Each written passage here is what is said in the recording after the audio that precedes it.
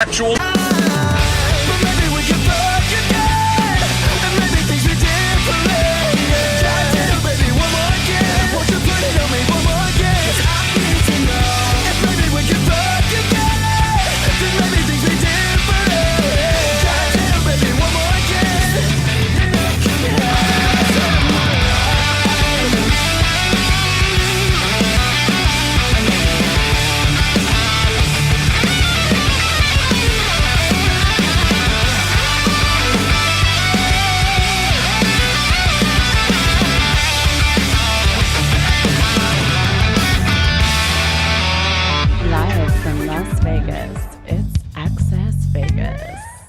Join me and all of my friends tonight as we put on the podcast of your life. I hope you're ready for it, because I know we are. It's so fucking crazy. Guys, I'm sorry. She does this every week, and it's so good. She's too good at this. Yeah, I mean, it's pretty incredible. We're going to go ahead and start up and introduce everyone. Man, my life is better now. That's incredible. Fuck all this mine. Fuck all this mine. Fuck all this red pill shit. Let's go with the degeneracy. Come on, let's just dopamine. Let's just end it all now, man. Let's just go for the. Yes. All right, here we go. She's joining us again. She's one of our fan favorites. She's a professional poker player and entrepreneur. She won a tournament last night, but she still broke as shit. We love her. This is Allie Summers. Allie, what's going on, girl? Just grinding away at the tables. Okay, beautiful. Next to Allie. You lose. Next to Allie, he is a junior at Harvard, and he is studying evolutionary psychology. It is Tristan Darshan. Hey, Tristan, what's going on, man? What up? Welcome Yes, back. nice. And next to Tristan is she's a vocalist, she's a songwriter, she's an artist from Las Vegas, Nevada. It is Vicious Wolf. What's going on, Vicious? Woo. Nice. All right. Okay. Next, she's a mother, model, and mental health advocate. It's Lucy. That's right. And then next to us over here on Rolo's right, she's a model. She's a server. She just got hired over at Marquee. Congratulations. You're one of 50,000 girls to finally get hired over there. It is Michelle Martin. Hey, Michelle. She's back.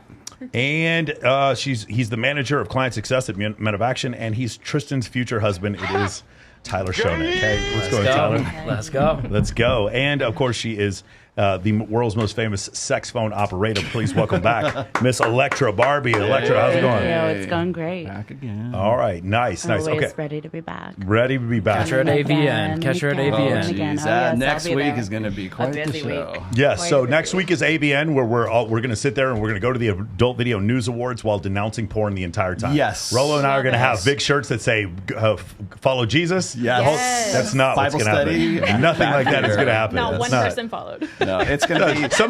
Somebody hit the other day because they look at our thumbnails and they were talking about us going to AVN. It's like, you guys promote like sexual stuff, and I was like, I don't know what to say. Like, I don't really know. Welcome to Las Welcome to Las Vegas. Vegas. Like, I don't know what to tell you. I Watch don't a know what to tell different you. podcast. Again, I'm more the enjoy the decline guy. All right, so here's what we're gonna do. We have a bunch of things to respond to. Do you have the first one here? Oh, that I have up? I'm ready to rock. Are you ready to rock? I'm Okay. ready to So, rock. Lana, if we can, by the way, we also have Lana, who is our engineer today. Lana has her own show, which is better than mine. It's awesome. You guys should check out Laugh with Lana whenever you guys get a chance. Lana, could we get this first clip up on there? There we go. You got it? And then just let me know when to play. Make sure the audio is all the way up. Let's Are go. we good to go? Yep. All right. I got to back us up. There you go. Perfect. The girls really want dad bods. Yes, we do. We do love dad bods. We love dad bods. Do you mean by like a dad bods that like muscular? Dad muscular like like dad bods that are muscular, but like the type that like drink beer all the time. We love that. Okay. Now, first off, Agree or agree disagree? or disagree. Ladies, raise your hand if you agree. You love the dad bod. Right? Not a single hand. Not a single I'm hand. fucking Now, screwed. this is beautiful. I'm screwed. Now, the next thing I want to ask you is, why does this myth persist? Anyone want to raise your hand? Any of you ladies? Why do women consistently? This thing is a huge trend now. It used to, The the term dad squishy bod. is more comfortable. It's for more her comfortable, for so your that's why it is. head. than it is the hard. So you think it's like a physical comfortability of I being like fat? A pillow. Sometimes it's too hard. Okay. Like when I lay down on it. Anybody else? Body heat. That's the Body only heat? thing I Body don't heat? I don't know. use, Okay, but, it could be it. no. Steal your heat. What do you think? think? Daddy issues, or that's the only thing you feel like you're okay. Okay, with, cool. You're able to get. Can we play that second video? The Yes. second one about dad bod. So we have some science here, and anytime I can play a video of Mac and Murphy agreeing with Rollo Tomasi, I God. definitely want to do that. Yeah. So we're gonna post it up. don't Shout out get to used Mac, to and if it. he's out there watching, man, we definitely. Hey, what's going on, Jamie? Come sit down. Come sit down and have fun with the host of the Pink Pill podcast is also Uh-oh. here. Come on in. Yeah, we're gonna Come do reaction. in. We're gonna do reactions to her. Yeah, I think we have a couple of videos Here, of you. You might as well show. Chase, get her a chair. Go ahead. Here, put on these headphones. We're gonna react to this video of Mac and Murphy. My video? No, we're doing reactions. All we're doing is reactions. I saw your reactions last week. Yes. Yes. Well, come react to us. Come react to all of us not as in good shape as you, Jamie. You're a little hottie.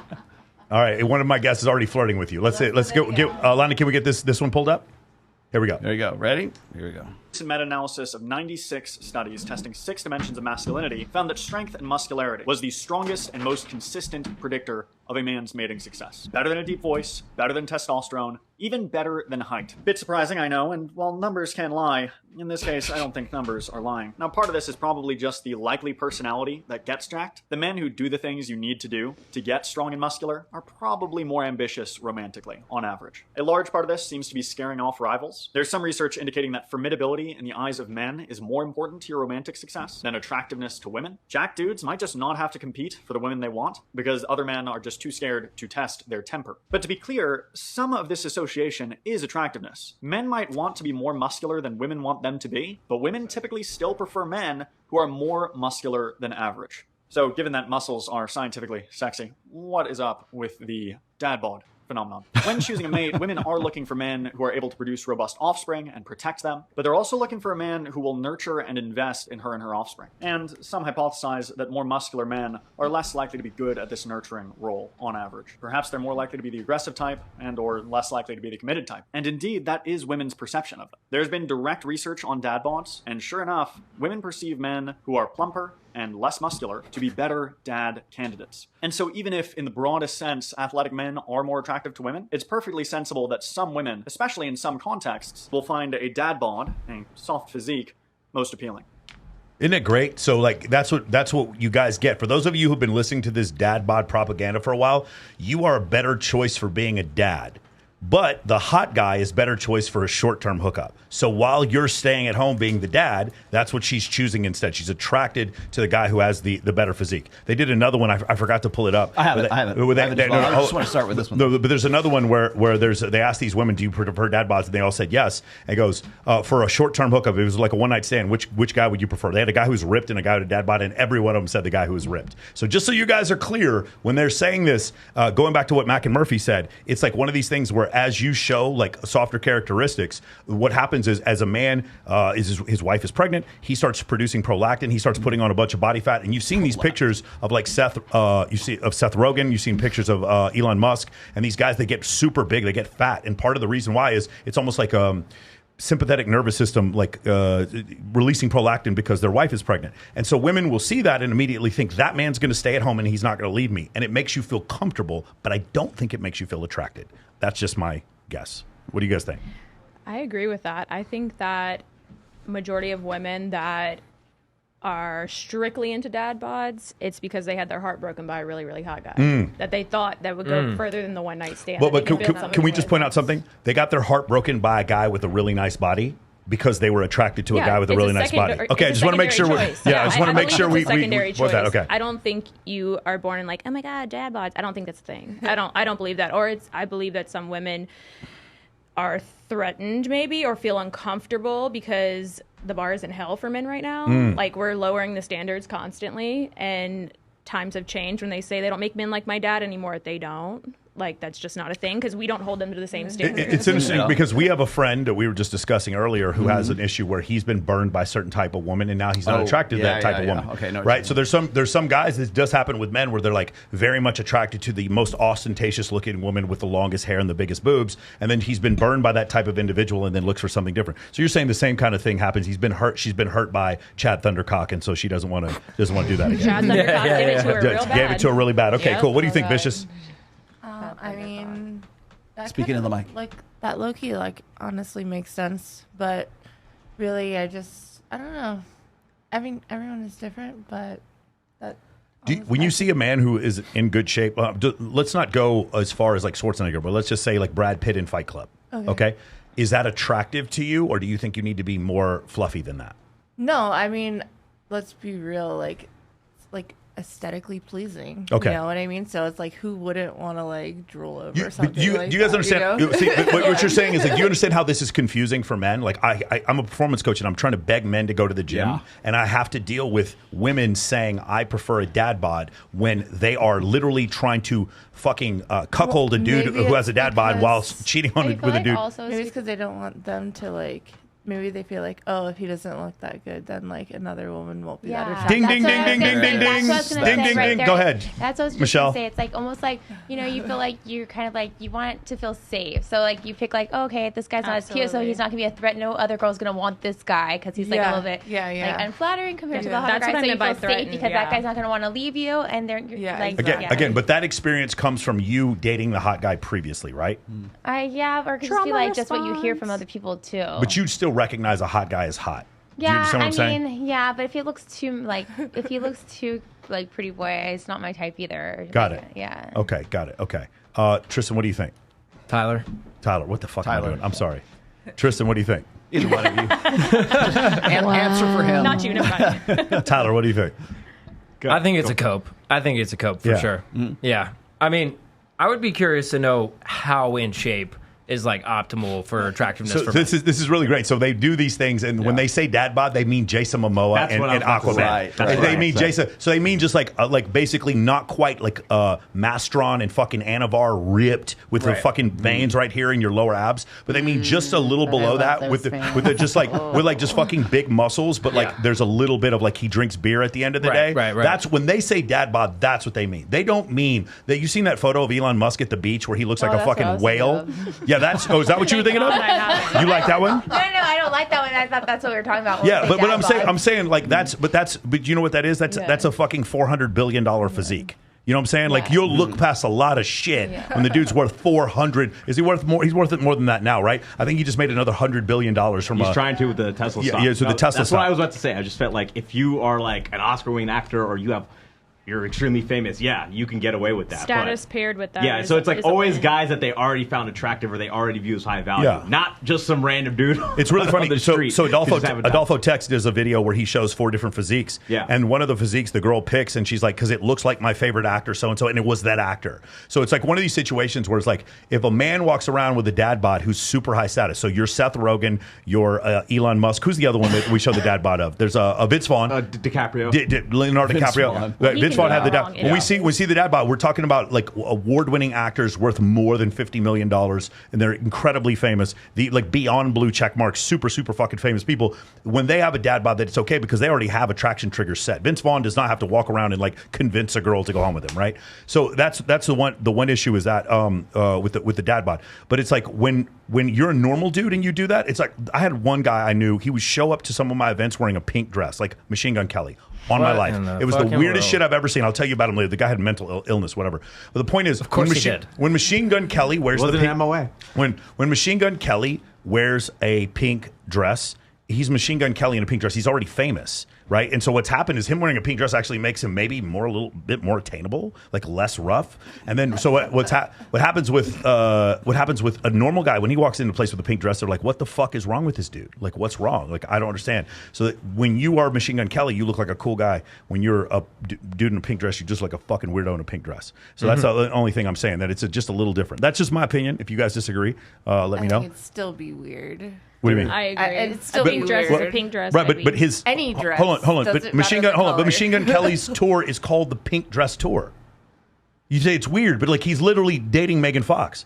I mean, not anymore. Well, I mean, I could also probably because he cheated on her. Has no one heard of a beard before? Huh? Nobody's heard of a beard. So before? you think he's secretly gay? I don't know. Megan. I know that any man that I've seen as like manly, not necessarily manly because they're so gruff and tough. Like my father would carry my mom's purse, but he's like tough as shit, but he just didn't care. He was in touch with his manliness, but that doesn't mean he's gonna put a dress on. That's different. Like he'd be like, absolutely fucking not. I agree. And No. Majority I agree of with the you. ones I know, I think we're where the disconnect is. I am saying this is bad advice. So I think the advice, like there's women out there that are saying men need to be more what's the word? Be in touch with their feelings in sort of like a feminine we're way. dropping the bar to hell. And Letting men him be a need and men need to like have that. dad bods. Do you understand? So like you said, we're dropping the standard, and then while we're doing so, what women are saying, like, oh, you see those guys who listen to us and dropped their standard and got fat, like we said, ha ha ha ha, we're gonna go fuck their hot friends. Like that's what's going on. That's what I actually think. I just tweeted this out not too long ago. It just struck me that whenever like people are telling guys they need to be more vulnerable, or it's okay to have a dad bod kind of thing, right? That's a really part of vulnerability because you're not quite as jacked as somebody else, but it's okay because women are still going to find you attractive. No, they're not.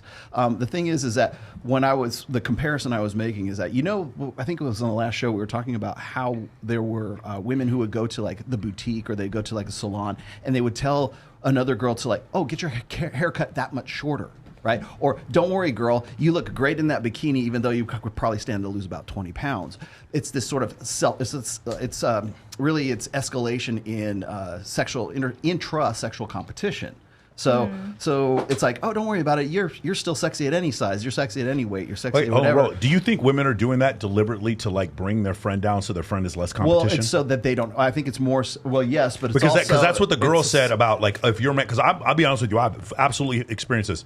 I'm in the gym 7 days a week. I'm starting to look better, and my girl's like, "Let's stay in and watch Netflix." Not Kylie, but like before that, it was like one of these situations where it's very clear. It's like I need to go out and conquer shit. I need to kill the fucking meat and bring the meat back to the tribe. Right. Like that's my mentality. And she's like, "Let's chill and stay inside and like let's eat donuts." And in my mind, I'm like, "So is she doing this because she wants my validation, or is she also doing this because now I'm less attractive?" She's trying to lock you down, is what it is. Yeah. So I was saying is like when guys when they say, "Oh, a dad bod's okay, be vulnerable, it's okay." It's the same thing as if like a woman is telling her girlfriends, "Oh, it's okay. Don't get your hair cut a little bit shorter or whatever. It's you're okay." Because what happens is, you know how like they say, "What a rising tide lifts all boats." Well, it also declines all boats too, if you think about it. Tide. And so what you're talking about is what we have a name for this. It's called the extra scoop of rice. Okay, and what the extra scoop of rice, this is a Japanese term, is like when a guy starts getting with a woman.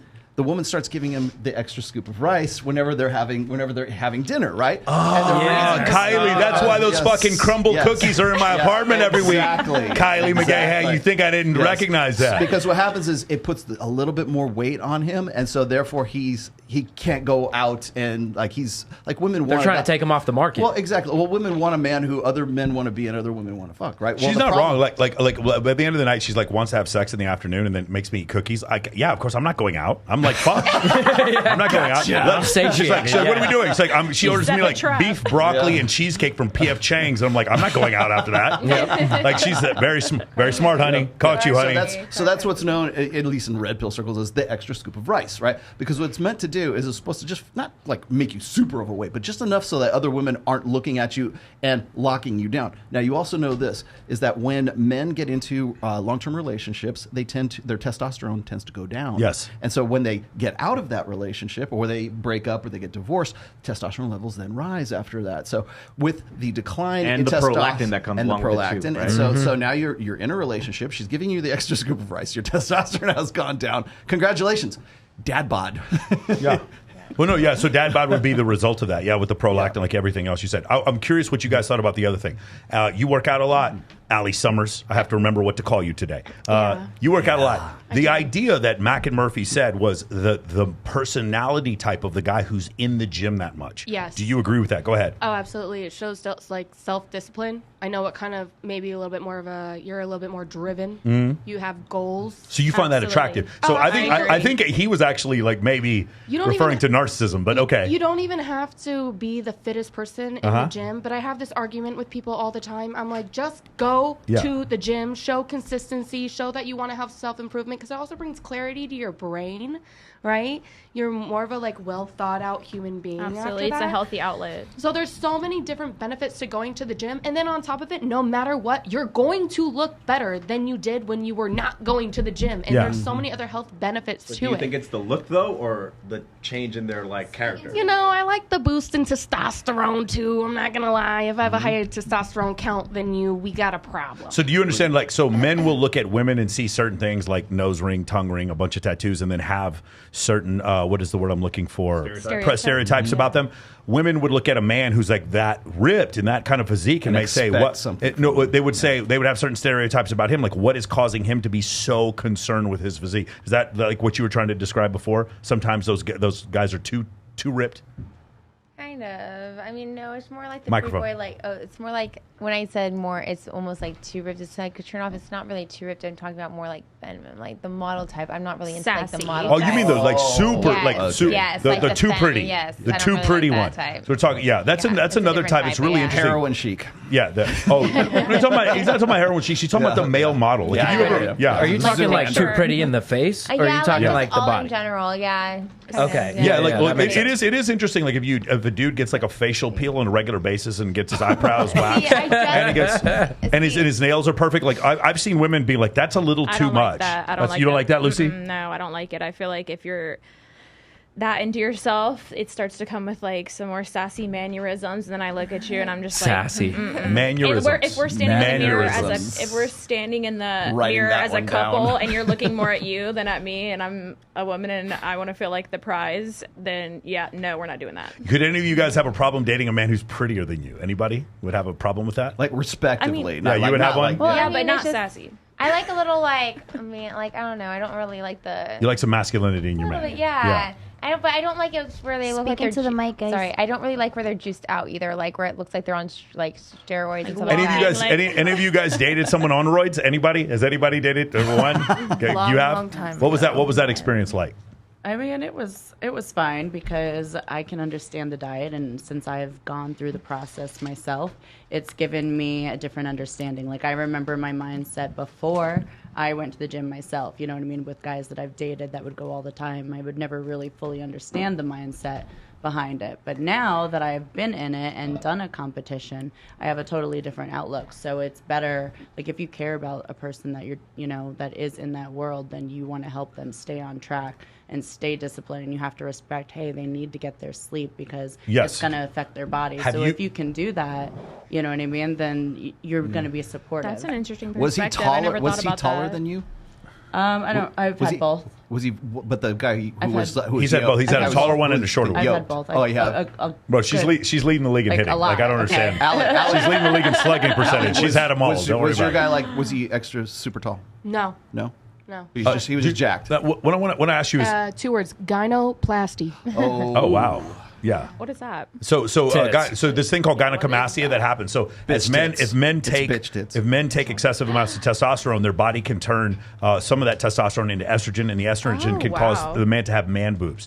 The term is called gynecomastia. Some people just have it naturally. You have gynecomastia, and then you can gynoplasty is the they basically do a surgery where they remove the mammary gland and they suck out the fat. I think that's how it works for a guy that guy The Rock. If you guys look at before, but see the Rock is a great example of somebody who abused steroids and he got those boobs. He took it when he was 14. What are you talking about? The Rock in his biography says he took steroids one time when he was 14. Sorry, Dwayne. It was trend for sorry, Dwayne. But yeah, sorry to call you out like that, buddy. Wait, you guys don't think he's natty? Huh? Yeah, he's definitely 6'5", 275 natty. 50% natty. Mike, I want to see something on the video. Do you notice how in the video McMurphy, like he always has to draw this line where he couldn't concede that. He had to say, "Hey, it's the personality of the guy who has the body. It's what's getting him in." He can't say, "Hey, because I have this physique and I'm in shape, that makes me more attractive." Right. You notice he can't say that? Yes, I do. Totally, and I'll tell you why. Because you have to meet women halfway, right? It's like because he wants to get published. They're really not that bad, right? It's like no, they're really like into like guys who are like really attractive with V taper, 6-pack abs, 6 feet tall. It has that physique, right? It's like no, they really are that shallow. It's okay, and there's nothing wrong with that. That's what I was going to say. The other thing that really annoys me about McMurphy is he'll say, "Oh yeah, there's all these great studies about this," and it'll like flash them on for like half a second, and you're like, "Where can I get a link?" Well, it's TikTok. I think he wants you to pause it. I think that's what's going on there. Like you're going to be pausing it a lot. I genuinely believe that he comes from a place where he's just interpreting data, but he has a different interpretation than we do. And like, well, it's what I see is it's always half measures like that. It can't just be like like, women. Well, for instance, I'm a big fan, just in the same way that you are a big fan of Dr. David Buss, I'm a huge fan of Dr. Marty Hazelton. Yeah. Marty Hazelton has done like 25, 30 some odd years of studies on like why muscularity is sexy, and essentially it goes back to evolutionary psychology. And as we've already talked about, the study. So for ladies, you don't know, meat on your bones. There's one study that shows that 71% of attractiveness that women find towards men comes from upper body muscle. This is one of the things like guys skip leg day or whatever. A lot of guys, especially like if you're like me, I'm South American.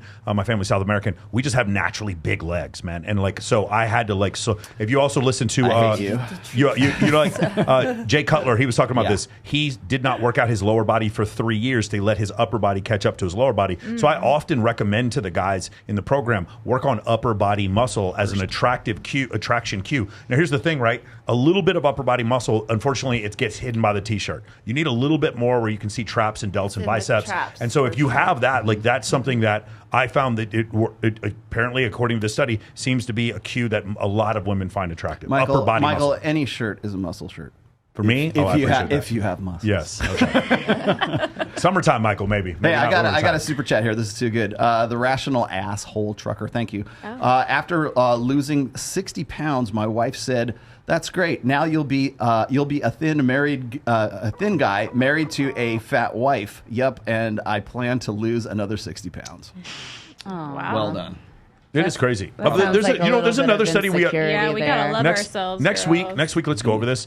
McMurphy also does one where he talks about people who date other people out of their realm, out of their league, right? Whatever that means. No. But what I'm saying is like what he's saying is less attractive men should not even be trying to date super attractive women. By the way, Jesse Preston was saying the same thing because when they do, they're more likely to get cheated on. And my response to that is no. As men, we can level up regardless of what we look like. Yeah, if you're funny, you're gonna get the hot chick. Thank you. That's my point. As men, it's like what's out of a man's league is contextual based on the number of attributes he has. So if it's comedy is up to 100 and charisma is up to 100 and money's up to 100 and his teeth are straight and his face is clean and he's got a relevant haircut and he knows how to dress and he drives a Phantom. Do you see how he's contradicting himself, those two videos? Because in the first video, he's saying, well, if you just have the personality of the guy who's in shape, you don't need the actual physique. And then in the other videos, he's saying, well, if you're not that guy anyway, don't even go for it. Yeah, it's all contradicting. It's a spectrum. I think it's a spectrum. I think for all of this stuff, these studies are like, for instance, 83% of women falling in love with their affair partner means that 17% of women aren't. And when I say that, when I say 83% of women fall in love with their affair partner when they're married, a lot of women were like, "That's not me." It was like, we're not talking about you. We're talking about just in general, and that also means 83% means 17% aren't. You guys understand that if I say there's an 80% chance it's going to rain tomorrow and it doesn't rain, that doesn't mean I was wrong. You guys understand? Right, a lot of people don't grasp that about statistics. It's very confusing to them. They think, oh no, he's wrong. The weatherman's wrong. No, the weatherman told you what the percentage. I just realized that all of the videos you told me to download are like all about physique. Are they? No, there's some that aren't. There's a few that aren't. Let's do. Hold on. Let's see. We're doing a bunch of these. Let's do. He's a 10. He's a 10. Let's do that one. That's the next one. Okay, Lana, can we get this one here? I'm very curious to hear what you girls think about this one. Oh, you downloaded them. Oh, that's pretty dope. I downloaded all of them, nice. so we don't have to. Yeah, so we don't have to. That's smart. Yeah, that's one thing. That's a good thing about TikTok. Of you. I'll just right click on it and just hit VLC. Well, because I'm trying to get it into it. There we go. Okay, this one. Is this the one you wanted? Yes, that's the one. Okay, here we go. You can expand the whole thing out too. He's a 10, but he's short. A 1. I'm 5'4", so if he's shorter than me, he's a 1. Okay. 7. Oh, I'm sorry. I really need tall guys, so he's like a 6. He's a 6. And then what about shorter than you? Again, personal opinion. It's just what I'm just not attracted to guys shorter than me, so I'm gonna go with a 5. He's a 4, but he's rich. That's all you know about him. I'll go 7. We have frame loss here. So that's like a whole topic. Can we stop real quick? Hold on, we have frame loss. He's a 6, but he drives a luxury. Lana, can we turn that off real quick? Hold on. You'll bump up a little bit. So. Did your computer lock up? 7. An 8. He's a 5, but he has a boat. He's a 5, but he has a boat. I just had this one with my girlfriend. 8. Go up here to force quit. An 8 we got for the boat. Hold on a second. Right. He's a 5, but he has a boat. I have so many thoughts already. These girls all sound like they should be on the cast of Mean Girls. Like, effing dumb. I think you so hold on. No, this is really interesting. Thank you. This is really interesting, Allie. You think that that's not correct? Absolutely not. What's wrong with these women? Okay, so just we'll go because the computer locked up. So we'll just express it for you guys. A couple one. He said if we'll ask around the table. We'll just do it with you guys. Okay. See if you get that started up again. I have a big thought. Ready? He's a 10, but he's short. It doesn't matter to me. Hot is hot. So he's still a 10. He's still a 10. Got it? Yes. Cool. He's a 10, but he's short. I mean, I've dated guys around I'm 5'9", so I feel like I've dated guys around my height, but like with heels on, if they're like 5 foot, I mean, I don't know if it might be like a little. So what? Where's your limit? I don't want to talk to him like he's my child. He's shorter than you. He's 5'8". Yeah, probably. How tall are you? 5'8", that's fine. I'm 5'9", like 5'9". 5'8.5". Okay, so your average height. Okay, cool. He's a 10, but he's short. He can't be shorter than me. Okay, so what would that put him? Oh, I mean, he might as well be a 1. I just can't do it. Cool. He's a 10, but he's shorter than you. I mean, I've dated shorter, but in reality, like, I'm attracted to taller. Okay, cool. Can we wrestle in the living room? Yeah. What if he can beat you? Yeah. I mean, he's a 10. So He's a 10. fuck, He's still flip 10. me around, baby. Beautiful. Let's go. Okay, cool. He's a 5, but he's rich. What is he now? Oh God. Still a 5. Cool. He's a vicious. He's a 5, but he's rich. Still a 5. Still 5. He's a 5, but he's rich. Are we talking mega rich or? We're talking just rich to where successful? we're talking rich where you guys don't have to worry. No, let's just say just below chartering a private jet, but like at least 2 houses, and you can have any car you want. I'm a brat. He's like an 8 now. He's an 8 now. Okay, so 5. He's an 8. He's a 5, but he's rich.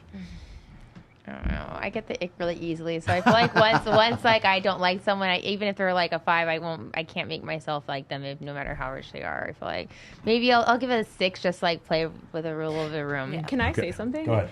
That made me think about some of the girls in that video. I feel like based off their answers, very few, if any of them, have really experienced many wealthy, rich men Sure. to be able to say how she was like, I get the ick easily. She's gotten the ick before because Yes. she's dealt with that before. Well, it's also Some Vegas. people have like the idea that, oh, a rich guy is just everything because they haven't experienced that in different levels to see that it's actually like not that big a deal. If you're from Wichita, the rich guy is the guy who owns his own dental practice. If you're from Las Vegas, the rich guy owns the state of Wyoming. Like that's the difference. You know, the rich guy here is like the guy is a multi-billionaire, so it's a very different type of rich. Like- he owns the color blue. Like this guy is like richer than fucking. Like the men. richer than color shit. blue. I love it. He's a 5, but he's rich. Go ahead, Tyler. I'll give him a 6. He's a 6. What I'll do you give him think? a He's a 6. 5, but he's rich. It doesn't matter. Doesn't matter. Okay, cool. Okay, I'm not buying this.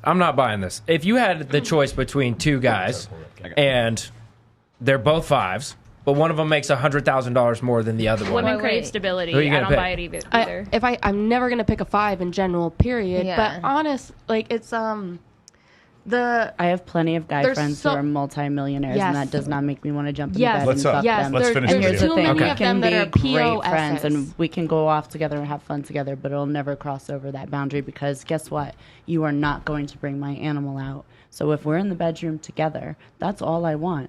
If I'm attracted to you enough to where you can make me act animalistic in the bedroom, that's all I need. If you can't do that, then I'm not interested. Can you do that with your hand on the table? So if Can you he's explain that with your hand on the table? Doesn't matter Like, how keep going. much money. What's going on? Hey, what's going on? I don't care how much What's going on, money Tyler? you have. You wanna Explain it. find out? What's happening underneath the table there? What's going on? So what you're saying is if he's a 5 but he's good in bed, he's a 10. No, because I would never get in bed with him if I'm not physically Isn't that attracted to fucking him. crazy? That is one of the crazy things, right? If he's a 5 but he's good in bed, they didn't ask that, but you're right. It's like the women I guess aren't it going to give him a depends chance on because he's not a 5. What makes him a 5? All of us would probably describe a 5 differently. Sure, 100%. sure. I think I know the answer to this already, but would you say you have a very high sex drive? Oh, extremely. Yes. No I know what way. you're The charts. Is there any is there any woman at this table that thinks she has a low sex drive? If you believe you have a lower sex drive. I don't know. You think you do, Michelle? Well, no, because I mean, I don't know. We've had that conversation Yeah. before. I don't know. I just, I get bored really easily. I think the way Michelle, the way you've explained it to me is Yeah. that you don't enjoy sex the same way you've seen other girls enjoy sex. Is that accurate? Yeah. Yeah. I guess. And it's maybe hindered your the way you're attracted to a man in a relationship. Maybe- well- You don't have the oxytocin release that well, maybe some. I don't know. Yeah, I guess. Okay. Yeah. Well, yeah. I'm not like super sexual where like I'm like, oh my god, like I am like I get You give, awkward. like, I it gives don't you really have talk to- dirty talk because I feel awkward. I can't like Sorry. That's why whenever you're like, I'm so intrigued by like your Sex Panther thingy because I feel like I can't just be like that. I can't be like, oh yeah, let me see that hard like thing because I get like really blushy. It has to be brought out. Just do it the whole podcast. I say that. I say that to my sales team. What are you talking about? I tell my sales team, let me see that hard. I think I'm just really shy also. But does that also have to do with like upbringing? How you maybe were never talking about it openly, or you were raised a certain way to where talk about how certain things were bad or not good, you know, to where it was supposed to keep quiet. You know, because like me and my group of friends and everyone who knows me since middle school and high school, they know I am exactly still the same. So we were in high school together making out rosters of each guy that I had an interest in, you know, and my friends would all come to me, you know, for advice. And we started with the bananas, you know what I mean? Like, but that was young and we talked about bananas. Damn, she's giving sex ed, bro. So we started, bro. There's some amongst our friends. There's some fucked up girls right now that have just been educated. Okay, we're gonna go. Hey, can we pop that back up, Lana? Many girls first. That it's Let's go ahead and hit play here. You're doing God's work. Lana, you might need to bring the volume up a little. I'm just not attracted to shorter guys shorter than me, so I'm gonna go with That's not coming through my headphones. Is that coming through mine? Yeah, I'm just hearing it on. I'm hitting on Rolo's thing. Okay. Am I queued up to where we were before? Yeah, you're fine right there. Okay. Do I need to test something? All right, so there's the other thing. So you wouldn't know what we said before. You wouldn't know if he's good and bad if you weren't physically attracted to him. The other one they asked is he's what was the other one? He's a 5, but he has a sports car. What do you think? Nothing? Does anybody? No, I don't Is care there about anything for you? I have a sports car. Yeah, but you do have a sports car. I have a sports car. Yeah, you do. too, Okay, so that would do anything. You know what I noticed is a really big difference. When people ask me the difference between Vegas and Miami, here's the number one difference. You want to know what it is? The boat. The boat. Yes, the number one difference is the BBD, the bigger, better deal, where you get fucking dunked on by the guy with the yacht. We don't have that in Vegas. Where you get dunked on by the guy with the dance floor table for Drake at Excess, but you don't get dunked on by the guy with the yacht. And because you don't get dunked, and by the way, the guys who go out to Lake Las Vegas, it's still an hour and 15-minute drive. So a lot of people don't want to go all the way out there. You got to be out there like fucking 8 o'clock in the morning. So a lot of girls don't even want to go do that. But like the fucking come on my yacht, bro. Like you live in Miami. I have some clients that go there like, yeah, man, I moved to Miami because I thought the girls were gonna be hotter, but I keep getting dunked on by the fucking come on my yacht, bro. And like the girl, I'll look at the girl's text messages, and she's got like 50 come on my yacht, bro messages, bro. I got a question. Okay, so speaking of like regionality, I guess maybe that's a better way to put it. Like Las Vegas, I see this in the chat right now. I see you. I recognize you. Thank you very much. But a lot of people will say, well, that's Las Vegas, right? That's, the come on my yacht guy. That's Miami. That's Brickell, okay? It's also Myrtle Beach. Myrtle Beach, yeah. But in various different locations. Now, what my question is like, are women's expectations, or are they looking for something different, like say in Vegas than they are say in like absolutely Wichita, Kansas? I'm from Mississippi. If you have the newest John Deere and the biggest truck, you are that fucking guy. Like you get all. It doesn't matter. It doesn't matter what you look like. So a guy with the big tractor dunks on the guy with the little tractor. Absolutely. You got. Isn't it funny? It's just access to scarce resources. Who's got the bigger John Deere? Where are you from originally, Lindsay? New York. Okay, New York. Was it a different vibe there? So born in New York, grew up in South Carolina. Okay. And so I was a child when I left New York. South Carolina was like a mini Vegas, but country and redneck. Country and redneck. So yeah. So I have the reason I'm asking this. We used to go mud bogging on the weekends and catch gators in the swamps. So you and I have a mutual friend who I'm not going to name at this point, but he was telling me that the women in Detroit, he's like, they always want to like settle down with him. They always want to lock him down. Whereas like when he's in Vegas, it's like what happens in Vegas stays in Vegas. You know, like it's a different vibe. Like casual, like sex, like one night stands, the same night lay is going to happen in Vegas, but in Detroit, Vegas, it doesn't count. In Detroit, it's like, how come you didn't call me? You don't even get I think that might have something to do. I do believe I read somewhere where there's more women than men in the Detroit area, like because the middle class has been. It's not Detroit. I'm just using Detroit. Yeah, but the middle class in some of these places think of these former manufacturing hubs: Pittsburgh, Detroit, Cleveland, places like that. Maybe in Baltimore, when you consider like the shipping industry.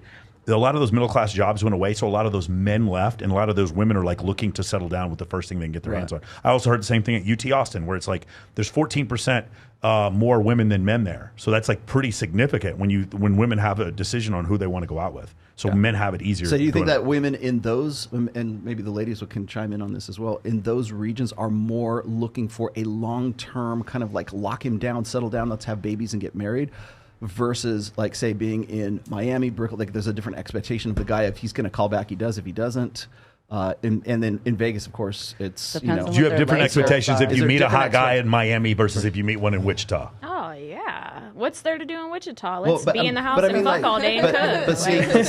But what I'm saying is like the long. Shout out to St. Francis Street in Wichita. That's where I used to live. So would you say that in Wichita, women are more inclined for a long-term relationship as opposed to if they live in like Las Vegas or Miami, they're expecting a short-term thing? Oh, Michelle, do you think that's true? Because you were from Southern California, right? Yeah. Do you think you would have easier time? A dude would have an easier time finding a woman who wants to settle down there than here? God, I feel like it's like a lose-lose situation each way. Yeah. But I feel like it's impossible to find a guy in Vegas because like there's a million hot girls in Vegas and like there's only so many guys. It's very and I feel like here. You read my mind. Mm-hmm. One more time. There's a million hot girls in Vegas. It's impossible. Well, it's impossible. Can you not hear me on my No, I can hear you fine. Yeah. It's impossible for a woman to settle down because there's so many fucking hot girls here. Yeah. I wonder why Michael has a program here. I wonder what's going on with Don't come to Vegas. Don't come to Vegas, guys. Whatever you do, never come to Vegas. Whatever you guys do, don't come to Vegas Immersion. VegasImmersion.io. Do not go to VegasImmersion.io. Go ahead. And then I always say, like, it's kind of like the guys, because they're getting all this attention from all the hot girls. Like, you know, in the industry, it's like there's so many hot girls that work out here. Then the 5 start thinking they're like 10s, and then they like, because they're getting all the attention of all the hot girls. And then they like treat girls like shit. Then they like think that they're like the 10. They can get a multiple. They can get like all these girls, but like in the real life, they wouldn't really get the attention. What she's saying is absolutely accurate. When I first moved here, the average girl I was dating was hotter than any woman I'd ever been with in my entire life back in Texas. That's absolutely true because there's just so many more girls in nightlife here, and there's just so many pretty. It's just so crazy. It's like you should fucking move here. No, I want to live in Los Angeles and pay 13% more in fucking taxes and be surrounded by homeless people. But also, it's just so crazy to me. There's so many women to men here that are hot. It's like a lot of these men out here have this inflated sense of their worth or like their hot scale, whatever you want to call it, right? You're not that hot. You're not. Yeah, but they're not being rejected. Girls out here will suck your dick to get in the DJ booth. You know what I mean? Like they're just. And what's the use of being hot? Are you guys? Hey, hold on. Time out. Hold on. Do you guys want a commission for my program? Like, what the fuck are you doing? What are you doing? You're like selling my program. You want to get it? You want an affiliate code? Keep talking more. Keep talking more about how the women are easy here. It's true. It's true, and it's so true. Yeah, but the thing is, though, it's like guys supply and demand. Have to make an effort. That's something that they don't do. Yeah, but they're still not suffering here, though. Not at all. What's that? Yeah, there's not. They're not suffering. Dime a dozen for the girls. Yeah. Okay, cool. Dude, do you want to try this one more time? I think I might got it. All right. There we go. We got audio. Do you want to try it one more time, Lana? I did it on my end. It's okay. I got it. I got it now, Lana. He's a 4, but he's rich. That's all you know about him. I'll go 7. 6. Okay, so he's like a 7. 8. He's a 6, but he drives a luxury car. But you'll bump up a little bit, so 7. 7. And 8. He's a 5, but he has a boat. I just had this one with my girlfriend. 8. Jesus Christ.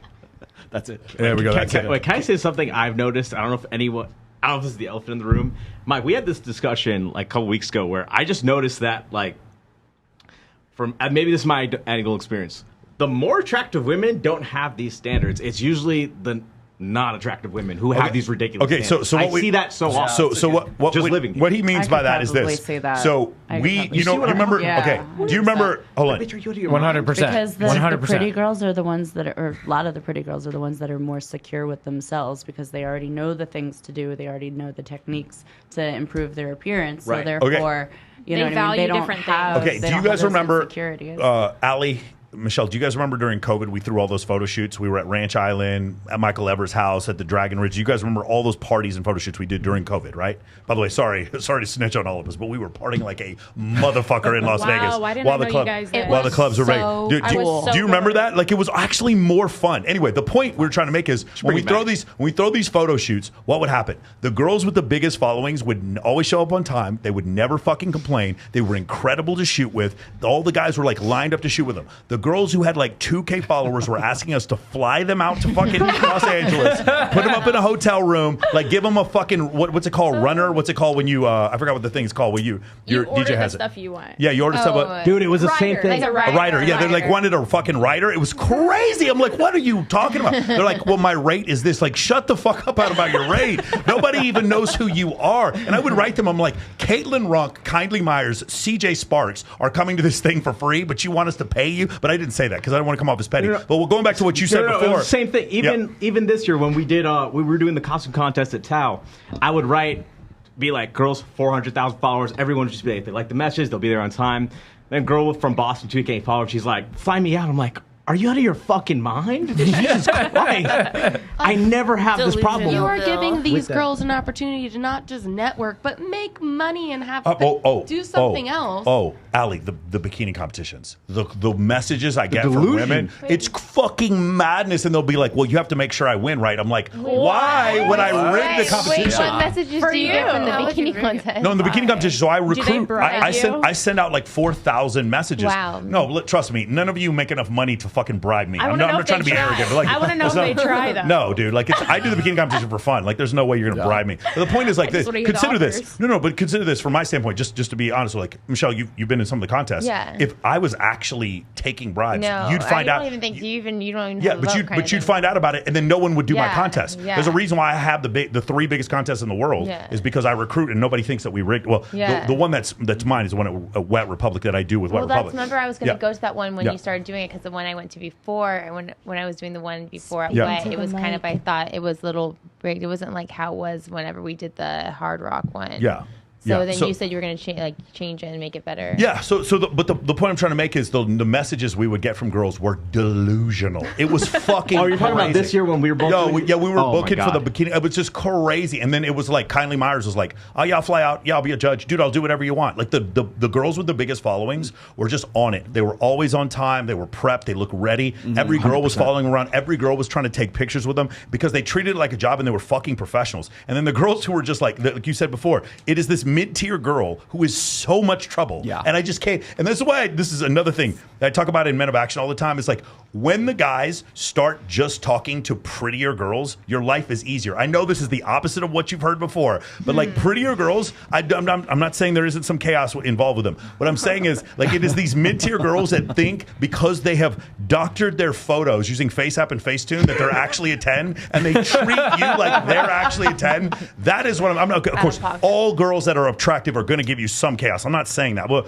I'm not saying that's not the case. What I'm saying is what I found is the opposite. There's this mid-tier where I have problems, and when I get to this like upper level, like hottest girls, I actually have no issues at all. I have no issues at all. They know where they show up on the fucking guest list. They're doing red carpet photo shoots. They're fucking texting you back immediately. They're never doing no call, no show. If you hire them for a job, they're there fucking immediately. The hottest girls, they're the ones who are doing this. So I would like, my whole thing is like, guys, if you're going to do this, just do it with the prettiest girls. So I'm looking at the chat right here. Now this is a big myth, okay? People say like 9s and 10s are the biggest gold diggers. I'm like, no, they're not. It's the 6s, 7s, and maybe 7.5, 8s, right? Because 9s and 10s, they make enough money that they don't have to be gold diggers, bro. That's the for whole sure. thing. Yeah. For sure. Wanting a man to match your lifestyle is one thing, but being like, oh my God, Elon Musk and his dad bod when you know damn well you don't like that, that's different. Yep. Do we want to do another one? I definitely want to do another one. I want to do. Hold on. I want to do. Where's it at? Sadia Khan. Oh, okay. Let me see where I can grab her real quick. Because do you know what the title of that one was? It's on your thing. Yeah. So I texted to you. It's the second one down. Is the next one down? It's this one. I think Why Women. Yeah, that Why Women used to. That's the one. Here, let's try this one. Here we go. Yeah, there she is. There's my favorite girl. She was mad at Rolo this week. Hi, Sadia. But women don't want better. They want what they're used to. So if you meet a woman whose dad was an alcoholic or a dad was abusive or didn't grow up with a father figure, she will have a high-value rich man who treats her really well and cheat with her toxic PT in the back of his Nissan. And you're thinking, but you've got a rich billionaire, but she's like, I want that chaos. So your competition is never other men. Your competition is her values and her culture. And when you pick a woman who is the dream girl, whose cultures are not monogamous, unfortunately. So I agree to a certain extent. I think when her values are that screwed up, she's correct. But I don't think this is the case with all women. I do think a lot of women do want chaos. But I've definitely been in a situation where I've seen a girl who it was very clear she wanted chaos. She was like dating someone who's clearly like she's dating the DJ, and then she's like confused why he's cheating on her, and then keeps going back to him. And it was just it was such a turnoff. I was like, why would you let it's a turnoff to me to watch a girl let a man treat her like that. That's just me, right? That's the way I see it. But there's a level of chaos, and when guys see really attractive women, they don't care about that. They don't care about that chaos. Here's the other thing about the chaos: the chaos comes in waves, right? The chaos comes in waves. Have you guys ever had a night where you went out and you just didn't want anyone to talk to you, and a night where you went out and it was on and popping? Have you ever had? You have different nights, right, Lindsay? 100%. Like sometimes women are in just like different moods. I've always said this before, dude. Every night, ladies, you can disagree with me if you want to open this. There's 3 nights a year, or maybe 3 nights every 5 years, where any girl, if you bumped into her at the right time, you could end up going home with her. You were just you agree with me? I think so. If it's just if you hit the right girl at the right time, all you have to do is not fuck it up. Just right.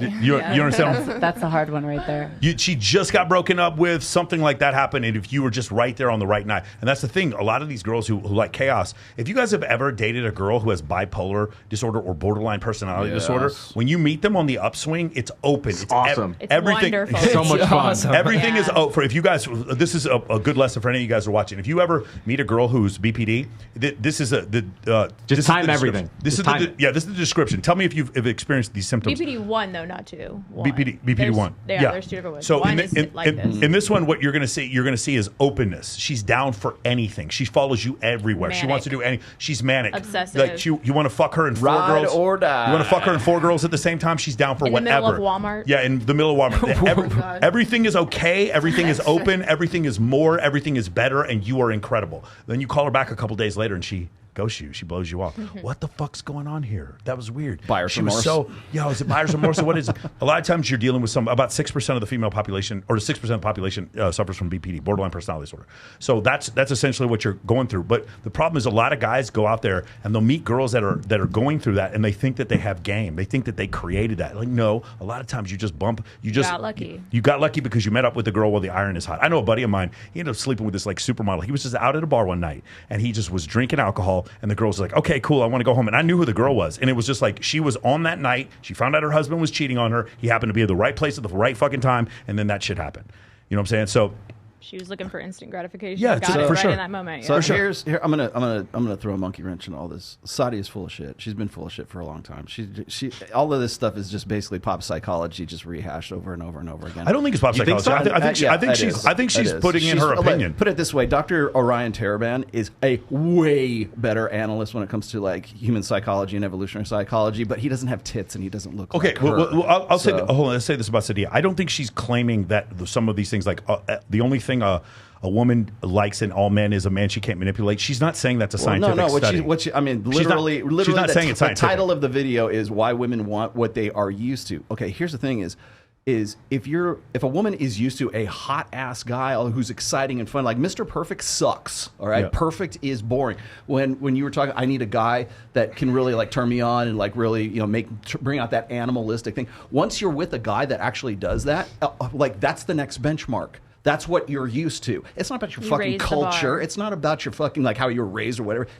Was that guy the it guy? You don't think the upbringing has anything to do with it? I think it does in a sense, because that's gonna determine who that guy ends up being, obviously. But once you get to that guy, that's the next level. That's the benchmark for the next one that comes up. Well, so if you're with a guy who's like, the guy's a rock climber and he flies helicopters and he parachutes from high places, right? If that guy is a base jumper and he can turn you on and really get your blood flowing, that guy is now that's what we call an alpha widow. Okay, that guy is an alpha and you're widowed away from. Okay. So if that's what you're used to, perfect. Give it a shot. Give it a shot. I think what she's saying is during adolescence and young adulthood, the level of chaos you experience as a woman will then lead you to a sense of equilibrium later on in life for that same level of chaos. And then we hear about church girls who go like nuts because they went to a Catholic girls' school their entire life, and then they suddenly become the biggest sluts that anybody's ever been with. Yeah, well, that's we had Nicolette Shea on here. So and is that because is that repressed? I mean, we have Rose on here occasionally too. Like, she's like sort of I've discovered my sexuality, right? Well, her background, her family she lived in a fucking cult. Yeah. Right. So maybe it was different type of chaos. I don't see her fucking cult member. I think that's down to personality type, though. There's some women that rebel against everything they've known because they decided my childhood was not what I want to experience anything close to ever again. So then it's not what they're used to. It's what they want to get. But I feel comfortable saying that I think for women, the bar is set based off of our childhood, based off of having a father, not having a father, having an abusive father, having a... And then based on their level of growth. Right. So and you choose those new standards and they evolve. There's but the baseline is from your There's father. never going to be a one-to-one correlation either. There are people who grow up without parents who end up great, and there's people who grow up with parents who ended up being terrible. So there's the Menendez brothers, right? Like there's always examples of either kind of thing. What I think the answer is like our discussion about dual mating and mate switching is that I think it's a spectrum, and there's a like I think a girl can be fucked up enough in her childhood to where she does crave chaos. The other thing though is that when we talk about borderline, histrionic, narcissism, or antisocial personality disorder, there's a certain piece of that is genetic, especially with antisocial personality disorder. So a genetic necessity for chaos might also be in there. But one thing I've noticed as a man, when we talk about red flags, when I see a woman who is consistently complaining about her last 3 exes being the same way, they're all narcissists. And they might actually be. They're all crazy. They all treated her bad. At some point, if you have if you've had 10 roommates and all the roommates you have a problem with, eventually you're the roommate with the problem. Eventually you have to come to the realization you're the roommate with the problem. I've come to the conclusion that narcissism is a cope. It's seriously, when women say, the last guy I was with was a narcissist. I think a lot of times it is. No, that's a fucking cope. The term is abused, but I definitely think that I think some of them are. I've seen some dudes who are pretty bad. Like they're that's why I kept beating the shit out of women. We had Jesse Preston on last week, and I was like, what's when you get to like attention seeking versus like true narcissism? Where's the threshold right there? Because unless you can tell me that, it's a fucking cope. Yeah, I dated two. So the 2 guys I dated back to back, one was absolutely a narcissist, and the next one was just batshit crazy and wasn't loved as a child and was super attention seeking. And because what do you think made him a narcissist? Like super clingy? The first one? Yeah. What made him a narcissist was this is so tough. Do you think women are making it a cope, or the psychological community is making both. it a cope? I think they're feeding into each other. I was going to say I think the psychology community realizes that women love to use that as sort of a rationale to explain why their relationships aren't working, and so therefore it's men's fault. So what can we say? Well, it's either cope or the guy's it's either he's a narcissist or the guy is like clingy and codependent. Yeah. Those are usually the two. So wait, back to what you were saying. What about him, do you think made him a narcissist? So what made him a narcissist, in my opinion, was his upbringing. He was the prize child of his family. He could do no wrong. He was raised with his mother, who has 2 brothers and 7 sisters, and all of the women. He was the first grandchild. He was just the prize of the family. He was everything but a pillow princess, and even that sometimes. And it was just, he just thought he was the prize, and everything pillow princess, was like he wouldn't go down on you? What do you mean? Oh, absolutely. They all do that. But but that's what pillow princess means. That's what pillow princess. I know what it means. I know what it means. He didn't want to ever get it popping. It's not that he wouldn't. Eventually over time, he did everything right, but that was because we were together a long time. But no, he was sometimes a pillow princess because he'd be like, yeah, I'm the prize. Want to put his hands back. Yeah, but ladies, pillow princess means when you have a threesome and there's one girl in there who's not as gay as the other one. It's not always a threesome. No, I'm saying where I got the term pillow princess from. Pillow princess means you're having a threesome and there's one girl you bring in and she's not as gay as the other one, and so she won't go down on one girl, but she'll let girls go down on her. That's a pillow princess because her head's on the pillow. Pillow princess is where you lay back and you let the other do all. But you don't do any work. My point is you don't do any work. Yeah, that's what I actually learned something in this. You did. Okay, ready, guys? Narcissistic personality disorder. Narcissistic personality disorder, NPD, is a mental health condition in which a person believes they are better than everyone else. While many people have narcissistic traits, people with NPD have problems that affect their lives, relationships, and everyday life. People with NPD may appear arrogant with an inflated self-image and disregard for the feelings of others. NPD is a part of a cluster of personality disorders with symptoms of intense and unstable emotions and distorted self-image. It usually starts in early adult years and affects more men than women. So was that your guy? I thought, so things, once you say the definition, I can go, it rung some details in. So his emotional intelligence was also almost non-existent. To be raised by all women, you would think that's because that you there's would no have such that. thing as emotional intelligence. Okay, awareness then. Let's say that. Like emotional awareness, empathy, it was almost non-existent. He was a good person in general. He would be a good friend, but then when it came to women or just anyone that he was supposed to be seen as an equal to, he had to make it abundantly clear that he was not equal to me, to any girl he dated, anyone in the past and future. Like that's just what his standard was. Like, you are not the prize I am, so flock to me. Can I throw something out here? And maybe Tristan will, because Tristan, the psychology major here. So do you think that perhaps because we want to so readily apply or diagnose guys with narcissism, do you think, because I hear this all the time from people who complain, like especially women who complain about the red pill, those red pill guys are turning into narcissists. Oh my God. Is it because they suddenly sacked up and found their fucking nuts? And now they're seem like maybe they're a little bit arrogant. Maybe they're a little bit more self-important. I think it's the fact maybe they have that a higher they can change their attractiveness, and then that's what is. Well, because men, because what is the most common thing we hear about guys today is that they're pussies. They need to man up. They need to they're lost boys. They need a direction. I mean, we need more masculine men, not less masculine men, because we have had such less masculine men for a long time. So what happens is when that guy finally says, you know what?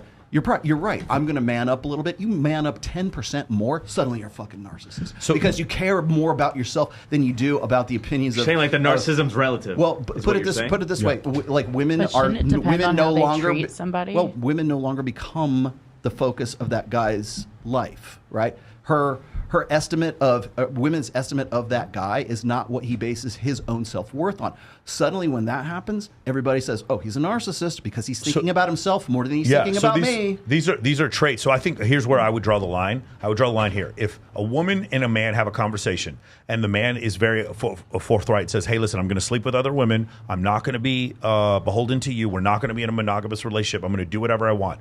They continue to sleep together, and she expects him to change, and he doesn't change. Often I hear women calling that man a narcissist, but he was totally and completely honest. I know, this is what I'm saying. This is where I'm drawing the line. Where I draw the line is when the man is deliberately lying to the woman in order to try to have sex with him with no regards for her feelings or anyone else's. That would be closer to narcissism to me. Both things are possible, but my point is I often hear women complain about these dudes, and then when I talk to the guys, they're like, yeah, she was fucking crazy. She would break up with me, and then she'd get back, and she threatened to kill herself and all this kind of stuff. And I was like, oh, okay, I only heard half the story, and she was using that word as, like you said, a cope or a leverage point in order for her to win the argument. If the I've dude noticed people say that about you guys every time I go out. I'm like, don't come on the fucking show. Every time I hear this, every time I go out, that you guys are narcissists. Well, like for instance, maybe you can answer this question. Like, you have the guys in MOA, the guys who actually ratchet it up. They actually take it to heart and they build themselves up from something that they weren't, and now they become something bigger. Do you hear it from them? They say, well, women now think I'm super self-important and that I'm full of myself now because I've been part of MOA for so long, and now. Because I was so low that I came up just a touch. I'm not here. This maybe narcissism is up here, but I'm up here because I was going to MOA, and now suddenly it's I care about myself. I'm actually prioritizing myself more than I was before, and now suddenly I'm a narcissist. What you're describing is a percentage of men, and it's a situation where a woman is calling a man a narcissist, but he's not a narcissist. She's just never heard no before. Well, if this is the first time she's ever heard no. If the average guy is just this simpering piece of shit, right, and he suddenly becomes not that, I think. You're saying comparatively I'm thinking that women's maybe the ladies can answer this for me. Is the estimate of the average guy so low that when that guy just levels up just one single level, that suddenly he becomes a narcissist, or suddenly he becomes more self-important and he seems like he's arrogant? I think arrogance and narcissism are two vastly different things. I think so too. Yeah. Well, and I think another thing could be... What he's saying is, we've had our guy say this, you've changed. What we hear all the time. The thing we get most of the time is you've not quite. We don't quite get NPD, but often I get my clients. They'll come to me, and this is the story. This is just one generic story, but this story can fit on over 100 guys who are watching this right now, who are in Men of Action. They're talking to a girl who they used to have a crush on, or they had a crush on. They join my program. They start working on their fitness. They start working on their social media. They start working on their ability to communicate, their ability to lead, and they have more abundance with dating. And then they start posting pictures of them out having fun with other attractive women. And then the women that they used to like say, hey, you've changed. And they say you've changed right before those women sleep with those men. And then later call those same men narcissists. That I have seen often. Can a guy go from being just like average Joe to suddenly becoming a narcissist? I think is it something you can develop, or is it like genetic? I think it's something you can develop. It's about, you usually develop this in adolescence. Yeah, because I think you can unlearn some of those behaviors as well. I've seen that happen with the same guy I was talking about that I dated. He's unlearned tons of the behaviors that he had before, and I see a very different man in front of me today. Are you saying he's gotten treatment for NPD and has walked all these traits back, or? Yeah, that, and also just being just starting to be more aware of other people's emotions in the way that he affects them, instead of just focusing solely on self. Right. So I think, he's when I say totally different person, I mean a totally different person. Yeah, there are people I definitely met who are narcissists. Like, they're above everyone else. That's the main thing I look for, is above everyone else. But whenever I want to hear about someone's narcissist, I need to talk to that person. Well, the problem is when I'm hearing the description of that person through the lens of the person they broke up with, then there's always some distortion. I can tell you in every relationship that I broke up with, I had to go back years later and say, I did something wrong here. What did I do wrong? Most people will never do that. Most people, when a relationship ends, they are just the victim. No, and so, you have to. Exactly. It takes two people to tango, regardless. Whether what you did wrong is I stayed too long, I allowed too much. There's always going to be something that you could have done better. Just like every day, you could look back at your day and say, I did really great today. I accomplished goals. I did these great things. But hey, what do I want to do better tomorrow? So I think to a greater degree, personality is genetically determined. Agreed. Okay, because if you go and you look at the 4 laws of genetic behaviorism, that's you literally, there are it's not like one gene, it's a combination of a bunch of little genes that might lead to you to having dark triad personality traits, or you have more of a creative aptitude, maybe you're more of an artist, whatever it is. That a lot of those personality traits can be tied to genetics, right? That being said, that's proclivity as opposed to learned behavior. Can you learn behaviors that are sort of survival traits? I think you can learn behaviors, but you can't learn to change a new personality. Well, which is what narcissism would be. See, that I was going to say is that personality, as far as what your base proclivities are, that's genetically determined. Right. But if you live in a society that represses those things, then you're probably going to be less of that, because you just simply don't live in an environment that is, promotes whatever it is, and it doesn't necessarily have to be bad. It could be creativity. It could be a religious repression of sexuality. Maybe you're a very sexual person because that's the way you're genetically how you are. But if you're raised in a certain way, if you're in a certain country or a certain culture that's going to repress that, well, your natural proclivity might be, I want to be a raging slut, but I can't be that in this particular country in this particular time. Beautiful.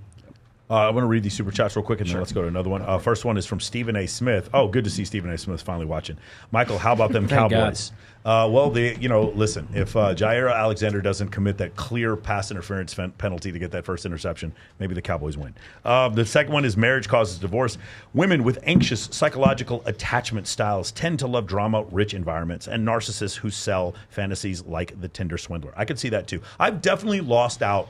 The girl, I say I'm physically attracted to her, and then I see the guy that she's with, and then I'm just very confused. But what I don't understand, because I'm not capable of this, is he provides chaos that I can't provide. And so I'm like, because there's always this thing I couldn't figure out, why is she with him? He provides a certain level of chaos. He provides a ticket on the roller coaster that I just don't have. If I like something, I'm going to tell you I like it. If I don't like something, I'm going to tell you I don't like it. And when I'm busy, I'm going to go to work. And when I'm not busy, I'm going to be spending time with you. I'm very fucking simple. When I'm hungry, I'm going to tell you I'm hungry. When I want sex, I'm going to tell you I want sex. Very simple. I don't provide chaos into my relationship. when I see other guys that are able to do that, there's a certain type of woman that they can attract that I've always been confused by that when I see it from the outside looking in. Marriage causes divorce. Who is worse, the male narcissist with the disorder, or the woman addicted to the drama and the fantasies that the narcissist sells? So the idea would be what narcissists want. They're like vampires. They want what's called narcissistic supply, which is basically me getting an effect out of you, draining you, hurting you, whatever the thing I need, and your effect, your anger or whatever, I'm getting energy from it, almost like an energy vampire, like, what I'm saying, from like what we do in the shadows, like an energy vampire. So that's what narcissists want to do. The thing is, who is to blame? Terrible.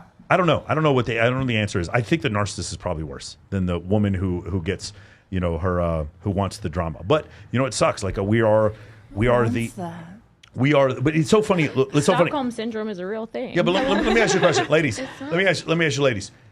You or someone has gone on a date with a man you had no intention of having sex with. Has that ever happened? Raise your hand. Raise your hand. Yes. All of you ladies know, or you yourself, or someone who went on a date with a man you would have no intention of having sex on. Guys, Tristan just walked out. Tyler, Rollo, do you know any guy who goes on a date and spends money with a woman he is not interested in having sex with? Have you ever heard of that? Nope. No, it does not happen. Well, definitely not. Unless it's his sister or mom. Exactly. Yeah. I've done this on multiple times where if I know that I am not interested and you've taken the time out, I actually pay for dinner. Yeah, I mean, that would be a huge, that'd be a huge sign right there. For the dinner. But I let you know early on, like, hey, look, like, I'm not going to sleep with you. I think you're really cool. I love the fact that you work in the Raiders Stadium and you probably get free Raiders tickets. So I accepted this date, and I'm just going to let you know right now. But I will pay for dinner, and we're going to go smoke. Good on you. I've done that like twice. That's nice. Whoa, sex. No, anyway, so the point I was trying to make is there's another thing. Like if we were a man, if I'm a man, romance me a little bit. I'm trying to think. If we were in a relationship with someone who was as big and strong as us and they were beating us, we would just leave. I'm sorry, most men would just be like, I don't want this, and I would leave. Yet women often will stay in these relationships for long periods of time with men that are physically abusive, and it's very confusing for us on the outside looking in. Which goes hold on before you say what you're going to say, which goes back to Sadia's thing about what I call equilibrium. If you grow up around a lot of chaos becomes where you find your equilibrium, and that's how, like, for as men, we can't comprehend this idea of going on a date with someone we wouldn't want to have sex with, or being in a relationship with someone who physically abuses us. There's just things like of course we would never do this, but women will do that, and so it's very confusing for us as men. I thrive in the chaos. I would. You can go first. Yeah. Sorry, go ahead. Okay, so I was gonna say, like, growing up, my parents, they were totally like soulmates, from together from 14, and that's really rare. However, I always wanted to have like that, like I always wanted to have what my parents had, but it didn't work out like that. And unfortunately, I have been with men who I thought was like my person, and they like ultimately were actually either mentally abusive or emotionally abusive, physically even too. But it's like, for me personally, it's like my heart is like, I'm just like attracted to the person, and I just like have so much love for that person. Like you just want them to be better, hope for change. You're explaining the point I'm trying to make is that there's this attachment that women have to men that is outside the understanding of men's attachment towards women, I think. Because again, one more time, like I see men staying in abusive relationships, but I get why they're doing that. They're doing it because they get to continue to have vagina. I totally understand what's going on there. Simple. Like, it's very, very fucking simple. We're not complicated. But I see women often, and they'll stay in relationships where they're getting beaten. In fact, if you guys remember the O.J. Simpson trial, one thing that Martha Clark did that really screwed her case up is that she believed that she was going to paint O.J. Simpson as a woman beater, and then that was going to be the end of it. Because there were 21 times that they called the police on O.J. Simpson, 21 times for domestic abuse, and they thought if we paint him as a white woman beater, then we can then paint him as a murderer as well. What he didn't understand is that among African American women, which there were 9 African American women on the jury, 69% of them thought that some domestic abuse was acceptable, and so they weren't able to pay him as a domestic abuser. Yeah. Yes, that's part of the reason why he got off. Do you remember when was it Chris Brown that beat up on Rihanna? Rihanna, yeah. And there's just big Twitter storm of women who were like, he can beat me up anytime he wants to. But hold on. Like, you ever seen Chris Brown at Dre's? Hold on. One more time. After he beat Rihanna, I was with Love Drop, Chris Odom, the guy from Venetian Arts, and I said, I will bet you any amount of money after, like, you saw the pictures. He beat the crap out of her. I said, I'll bet you any amount of money she goes back to him, and she was with him 2 weeks later. They got back together again. So what like, ladies, maybe you can explain, what is that? I believe I think it's a two-part reason. So one that I don't exactly know the answer to, but the first one being women's natural ability. Some have it more than others. It just kind of comes with the territory to be more nurturing and loving. We think that we so can the heal. Nurturing stuff makes you look past the bad because stuff. we think I can love this out of you, or I can. We think that we're fixers. We're naturally fixers. Now, I'm not saying everyone, sure. but a good number of women, we're just like, I see your pain. We have a higher level of empathy. We're like, oh, you're fucked up like this because of your childhood, or because of this, or because you're having this in your life, even though we feel like the man can't recognize that. So I think that's one part to it. Not everyone, but I think a good majority of women have had more faith in a man than he's had in himself to change. The other thing is, and I preach this I'm a girl's girl, and I preach this to my girls and my friends and just anyone in general, young girls, is that you cannot fall in love with potential.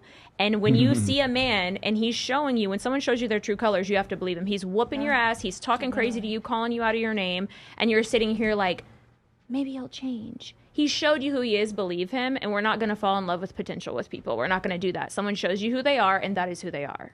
Leave. You hope they can change. No, but you're giving great advice, but you have to give that. You notice me as man, I never tell, hey buddy, you need to stop letting your woman hit you. Like I don't have to give that advice, but you're giving that advice, and that's my point. That's my whole point. Is like it's good advice because you have to keep giving it though. Why do you have to keep giving it? Why are so few girls listening to this? Anyway, go ahead. What you saying, are your parents because still until internally you're just done with it, that's the only time change can happen. So it like sometimes being abused once just isn't enough for someone. Some people, they could have a terrible upbringing, which, like you said, you thrive in chaos because chaos is what you're used to. It's become your normalcy. Yes. So since you think everyone's going through it, right? So since that's become your normal, you know what I mean? Like you don't know how to escape it because it feels familiar, and your lows, and you also don't know too, like. You give a portion of the story to tell, but was it provoked? You know what I mean? Did you play a role in how it escalated to that point? Yeah. It's never right. You know what I mean? No one should ever beat anybody. No one should ever lay hands on another person, period. Yes. But it does happen. And if it does happen, well, how did it happen? What happened? Was somebody not listening? Was somebody giving silent expectations? Did somebody, respond a certain way, or were buttons pushed too much? Did you say stop and the other person didn't listen, and as a result you had to protect yourself? What the fuck happened? Nobody discusses that part. You just hear the backlash of it, and Lindsay, all of that plays a factor. Lindsay, he talked back to you and you had to beat his ass. It happens. I mean, it could happen. You elaborated that beautifully. That was great. Lucy, are your parents still together? So I actually grew up very odd, different, whatever. My mom passed away 6 years ago, and my parents were 30 some odd years apart. My dad's 80. He just turned 84 a few days ago. And my mom passed away when I was pregnant with my daughter about 6 years ago. So, but they were together. This is where I had to preface it with it was a little bit odd. They were together. They were married for 30-something years, something like that, 20-something years, something like that. And my dad is a widower, so they were married when my mom passed away. But they were each dating different people. They had separated about 5 years prior. My dad was dating his elementary girlfriend. My mom was dating her first love that she should have married a long time ago. And they were happy. They were happy. They were cool. They were separated. They didn't plan a divorce. It was just never. They just didn't care. They weren't going to divorce. It was too much trouble. So and your parents are still together, I take it? Well, my dad passed away when I was 21. So. Oh yeah. Yeah. Okay. And your parents still together? Raised by single mom. Dad died when I was 12. Mm. Yeah. No, they're not together. They're so not. Do you have brothers or sisters? I'm an only child. Do you have brothers or sisters? I have 5 brothers. Wow. And I'm the baby. Same. Only child. Same. Yeah, same. And your parents still together? No, my mom left my dad for a woman. I see. Do you have brothers and sisters? I have a brother. You have a brother. Mm-hmm. No. So the reason I'm asking is just like I'm wondering, does that sort of color the expectations that you have, like in your relationship? Like, are you like when you're looking for a long-term relationship? I would presume, because it'd be different than like if you're like a one-night stand kind of thing. But it makes a difference for me personally. I saw my parents fight a lot, not physically, but verbally. They were just. I always describe it as my dad was the wealthy, successful, like older guy. My mom was a supermodel. She was a beauty pageant queen, all of that. She was also very talented, and Ivy League graduate herself, but they were meant to have like this cool little spiff. That's why I moved to Vegas, because they had a great life here in Vegas. They were meant to do that, and then they like took it too far. Their personality types clashed too much. So I saw them fight a lot growing up. So for me, in a long-term relationship, I have a child, and I always plan to have kids, and I want more. I don't want my child to see that. So my basis for a relationship would be, as soon as I see one of those red flags that reflected my childhood and what I saw growing up, I got to cut it short. Well, see, that's what, and one of the reasons I'm asking is because in Sadia's thing, she's saying, wow, women want what they're used to. Is it because like you want to have like what your parents had? Like maybe you don't because of what happened. Yeah, with it's the your parents. opposite for but me. if you're so that was what you're used to. There but were certain things I respected and loved about it. But though. Vicky, you were used to two loving parents, and that's really what you're after now in a long-term relationship. That's what you're. No, totally. Like. But it's not happening. It's just that's what you want. No, doesn't mean you can have it. It just. Yeah, no, I mean that would be my ideal, because like to see that, it's just beautiful, and you just want to. I don't know, just to have like the example. Like when you're growing up and seeing your family together and just like be together no matter what. Like you have each other. Like it's really sorry. I'm emotional because it's okay. I miss my dad so much. It's okay. Like it's really, really hard. I like it. But that's what you're looking for. He was the best man that like ever existed in my eyes. And like he was just so awesome. I'm sorry. No, okay. That's fine. So how about this? Totally could we say this? Maybe really what we experience growing up maybe can cloud the lens with which we see what we're attracted to. Does that make sense? Because there cannot be a 100% correlation. There's no such thing. Otherwise, what you'd find is every single parent child would all have the same proclivities, and they don't. We find that it's not like parenting matters somewhere between 10 and 7% of a child's personality. So if that's the case, then I think what happens is the chaos. What the way it was explained to me, I can't remember which book I read about this, but parenting matters about 7% of someone's personality unless it's bad parenting. Right. If it's really bad, which includes not feeding them, physical abuse, verbal abuse, then parenting affects a larger percentage of the child's personality, and it can change the lens with which we see things. But the other part of it is genetic. I think it's a mix of those things. Did you want to get to? I want to do the one with Sterling. With Sterling? Oh, let me see if I can. Can we do that Sterling one? It is. How many more do we have? A lot. We're kind of picking and pulling as we go. Got it. It ends with 3YN. That's the. Oh wait, no, hold on. Let me see here. Hard truth about being a man. Probably. Yeah. Okay, I think that might be it. No, that's a Mangazi. Let me see. It's the one here. before that, isn't it? Try it. Let me see here. Reality of being man? Is that it? This is a different one, but this one's funny. We should probably show this one. Yeah, let's go ahead. This one? Can we pull this one? Have you seen this? Okay. Yeah, this is funny. This is like funny, but not funny. Apologize for being late. My wife just died. We've got a lot on the agenda today, so let's begin. Yes, Matthew? Hey, I'm so sorry. I mean, your wife. Yeah, well, as you might expect, the pain's unlike anything I've ever experienced before, but got a lot to do today, so let's keep moving, okay? Maura? I'm so sorry to hear that, sir. Jamie was a really wonderful woman. Yes, I can confirm that. But more, I actually made a pledge to the president and to the people of the United States to keep the nation informed as to the activities of its leader. Do you need anyone to talk to or someone to help you with anything? People, this subject is not on the agenda today. Believe me, there's nothing I'd like more than to drop down behind this podium and weep. But I can't do this. Why? Because I'm a grown man, I've got a job to do, and so do you. It's funny, right? Not real, is it? Huh? Is this real? No. No. But here's the thing, though. Hold Hold on. Time out. Tristan asked this, is this real? Because this is kind of what it's like being a man. It's plausible, This is the for sure. thing that ladies, because it's a plausible thing. There's this thing that ladies are like a lot of times. It's not just ladies. It's some people who, we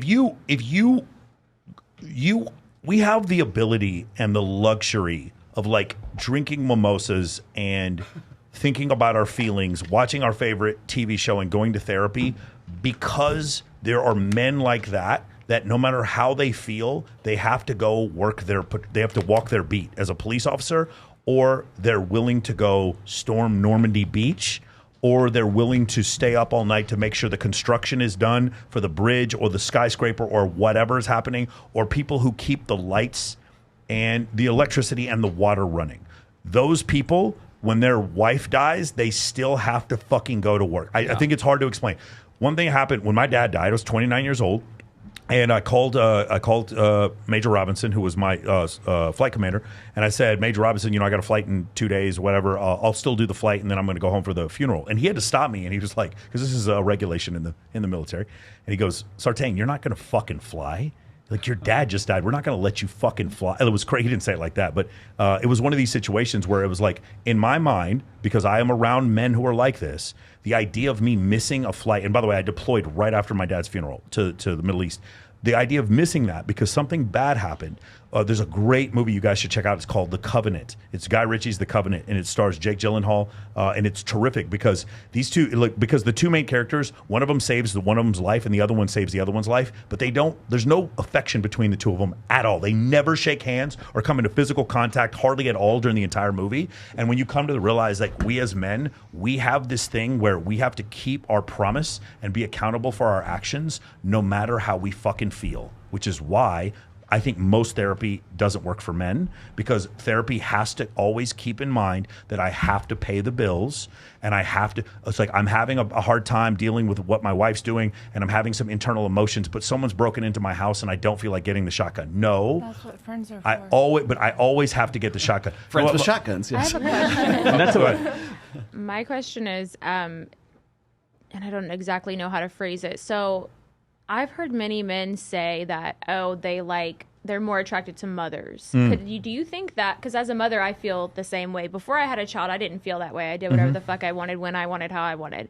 But now I have a child, like, no matter what, I have to be, and she's getting older. She's almost 6. So she's recognizing and repeating behaviors and seeing, like, she can read the room with what mom's going through, what I've got going on. So I have to compartmentalize a lot of things no matter what. Ever since the day she was born, I have to get up. I feel like mothers have similar outlooks on life, where you got to get up and get it done. Like, you have to. Yes. And you have to mask some of the emotions and things like that to protect your child and their emotions and their reaction. Do you feel like that could be possibly why some men are more attracted to mothers, because there's a sense of responsibility there? You're talking about single mothers? You're talking about attracted single mothers or women who are motherly? What are you talking about here? I think, or the mother fetish, because there's that too. That's actually where I was going with this. That's where I was going with this. I think mothers in general. I don't necessarily mean. I guess single mothers, because you're not going to date somebody that's. No, are you talking in a about motherly relationship. characteristics or women who? I mean, have legitimate, already had children? Children. Yeah, I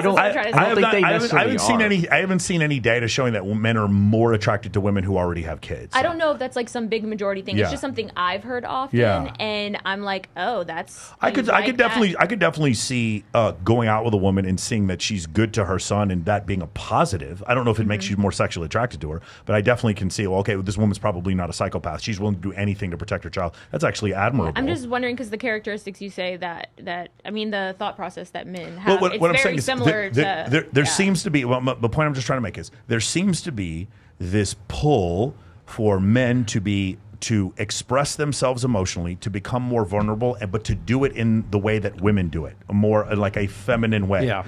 And my point is, we don't even have this discussion except for the fact that a society was built with air conditioners, skyscrapers, fucking cars, dishwashers. This whole society was created by men who actually needed to repress their feelings so that the job would get done. What I'm saying is we're privileged by those men. The guy you just saw here, my wife just died, but I still have a job to do, and so do you. Those men are the reason why we have the privilege of even having the conversation that we're having right now. Does that make sense? Yeah. I think that also has to do with academia too, because like just being in psychology, it's mostly women. Yeah. Mm-hmm. And you kind of see that like most therapy is designed to treat women, and they don't. It's like offensive to say that you need to treat men and women differently because the treatment would be different. So you said this on a podcast, I think last week. It was like, like I'm fine with a therapist. She needs to understand though, like the bill needs to get paid, or like the kids need to take care of. Men need strength coaches. For sure. It's like whatever you're doing for women, that's fine. But with men, you must always remember we have a burden of performance. Right. A lot of women have a burden of performance too. Like she said, as a mother, that burden of performance makes sure her child is taken care of. For sure. A woman who's a squadron commander, a woman who's a female pilot, they have a burden of performance. A lot of women don't have the same burden of performance as a man does, but all men have a burden of performance. Our value with regards to the opposite sex or with regards to people who want to work with us, work for us, or our respectability comes from our burden of performance because we don't have big boobies. Okay? So whereas some women have a burden of performance, all men have a burden of performance. Mike, a gynomastia was. Yes, we don't have a. But for you to have that, you'd have to acknowledge that men and women are different. Correct. And that is the problem. And that that's offensive to a lot of people. That was like the basis of the discussion we had last week, which was like, oh, men need to go to therapy more. Yeah, we don't. He's not talking about you guys, you ladies. Tristan's not talking about you guys. He's talking about the psychological, the academicians that are hyper liberal and woke. Go ahead. I was gonna say, now look, if you're having like anxiety issues at home, like, and I think people overuse the word, I'm anxious, I have anxiety, right? But if you're really having like breakdowns and you're crying and something's going on, yes, go see a therapist. Yes, but here's the reason why you have to go see a therapist, because your anxiety is breaking your performance. Yes. Does that make sense? Yes. So because you can't perform, for sure, I have friends that have suffered from PTSD. Those people do need to go to therapy. But the reason why they need to go to therapy is because they're broken living on the street because they could not meet their burden of performance. Right. Yes. The number of homeless men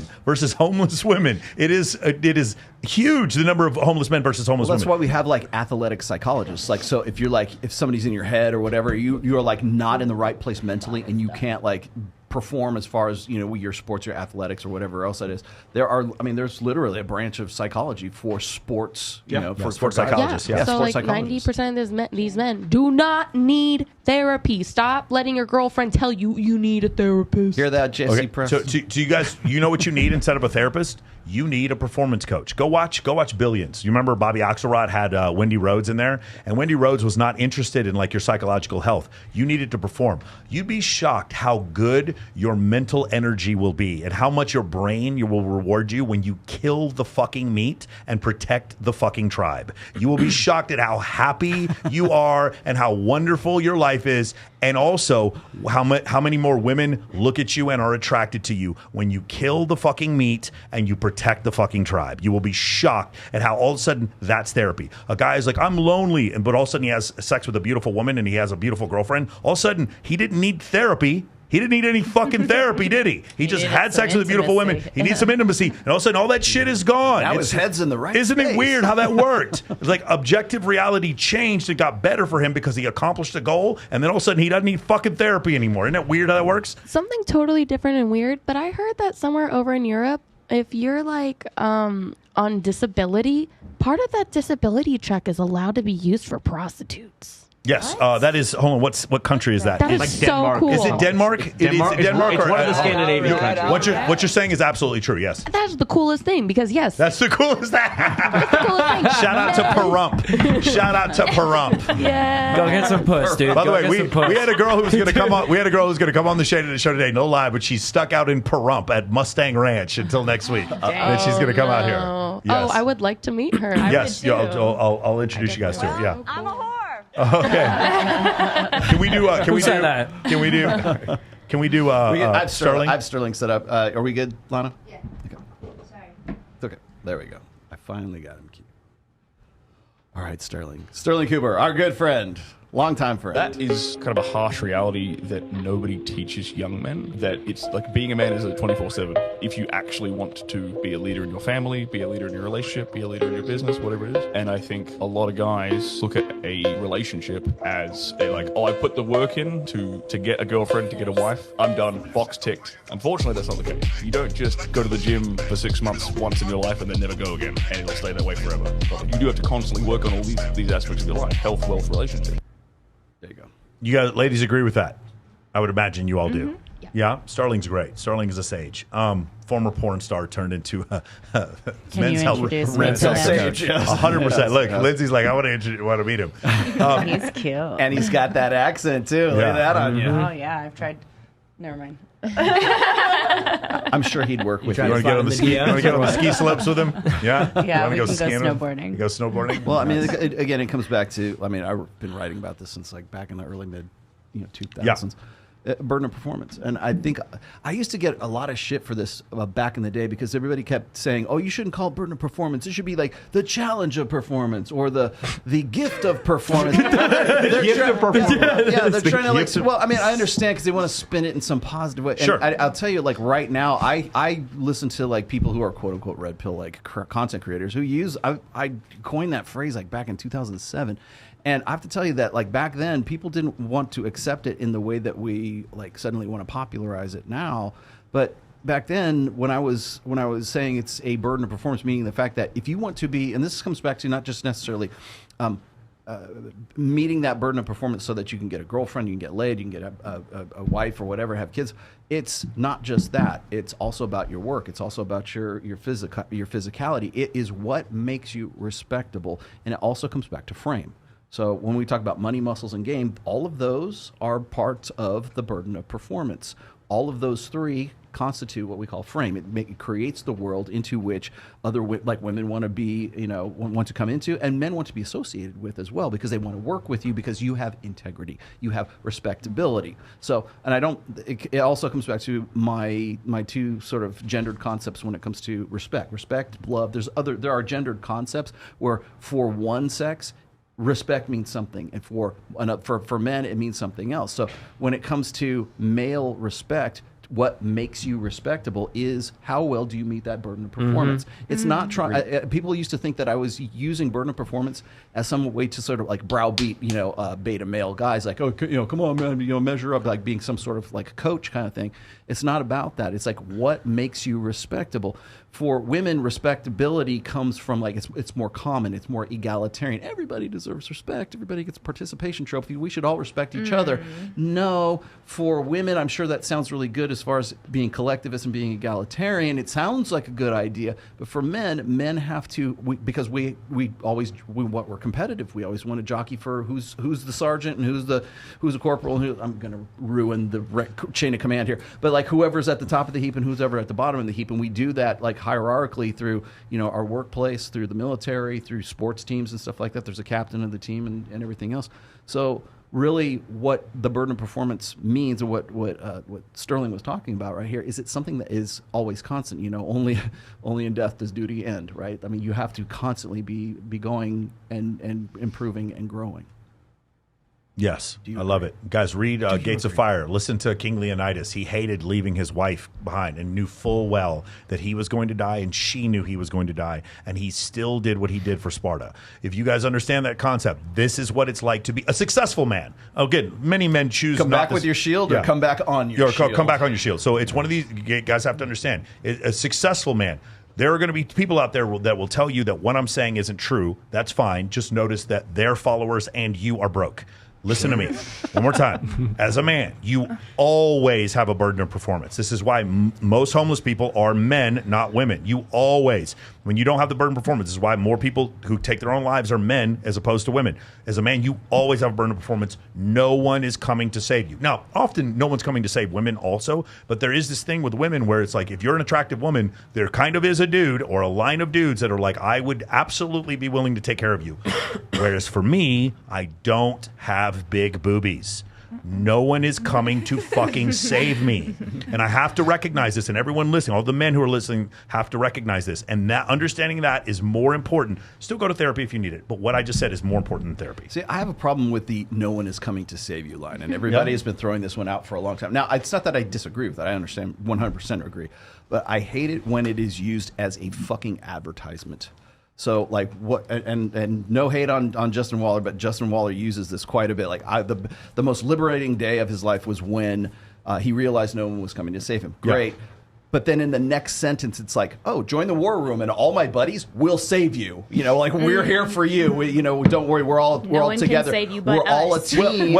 So where does individualism and no one's coming to save you end? And we're a team and we're all here to help you out, and we don't leave our people behind. So here's the thing. I think what he may mean with the war room, I'm not in the war room, but what it may mean is like you were around a bunch of other men who also realize that no one's coming to save them. Does that make sense? Yeah. And in doing so now, because the problem is like now if you're in the war room, if you're in the war room or Men of Action or any other place where they coach high performers, when you're in one of those situations, you're around other men who realize that, but like you're also in the minority. Most men do not perform at that level. Most men, again, 17% of men in the United States make $100,000 a year. Only 17%. Okay, just so we're clear, all right?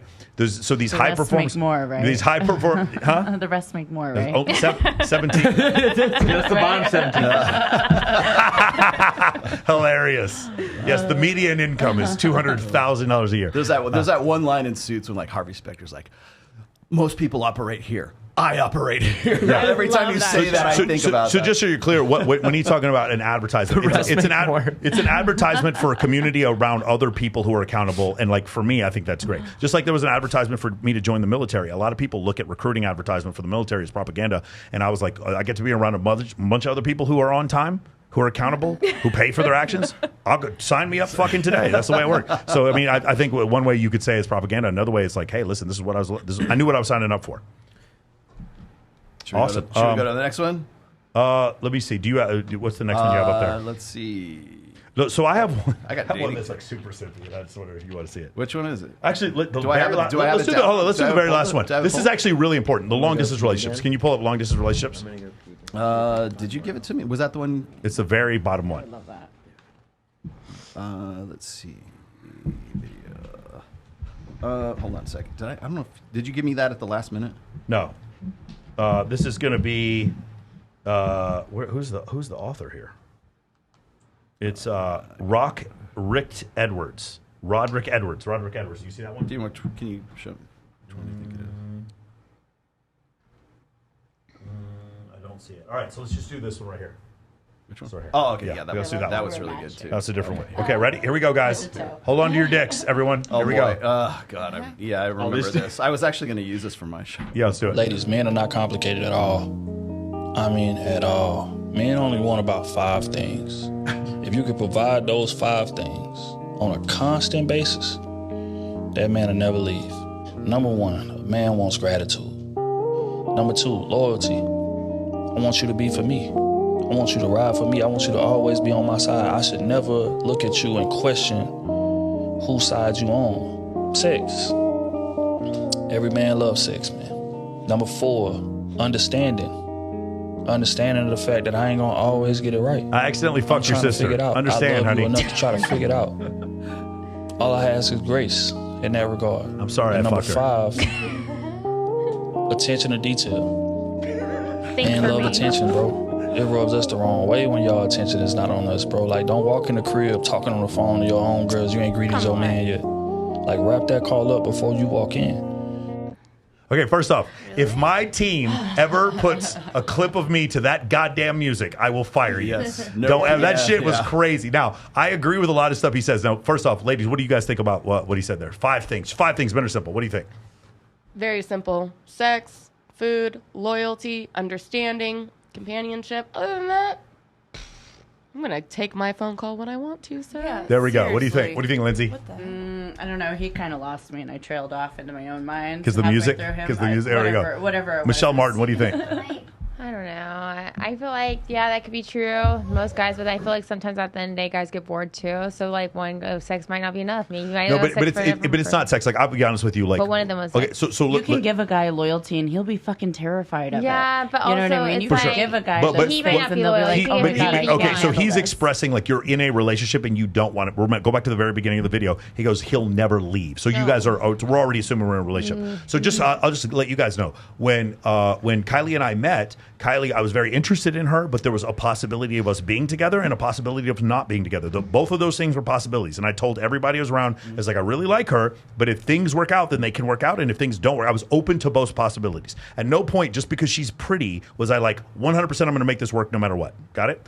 As when I met her, she comes to my place. She cleans up my fucking place the first time she comes over, dude. She's incredible. Like, my cats love her. She's just, like every single characteristic. That's what matters the most. Every single, my cats love her. Every single characteristics of a long-term partner, she showed. Now, she does have a little bit of an anger issue, but like every other characteristic of a long-term partner, I immediately saw. So do you guys understand? I gave her the opportunity, and then she showed me those 5 things. Now, it was my 5 things are different. I have like 4 things, but what you're going to find is very few men have 10 things. We have like 3 to 5 things. If we just get those 3 to 5 things, sex and loyalty are almost always 2 of those 5 things. And if we get those things, then we're good. What you guys are saying? Well, he may cheat anyway.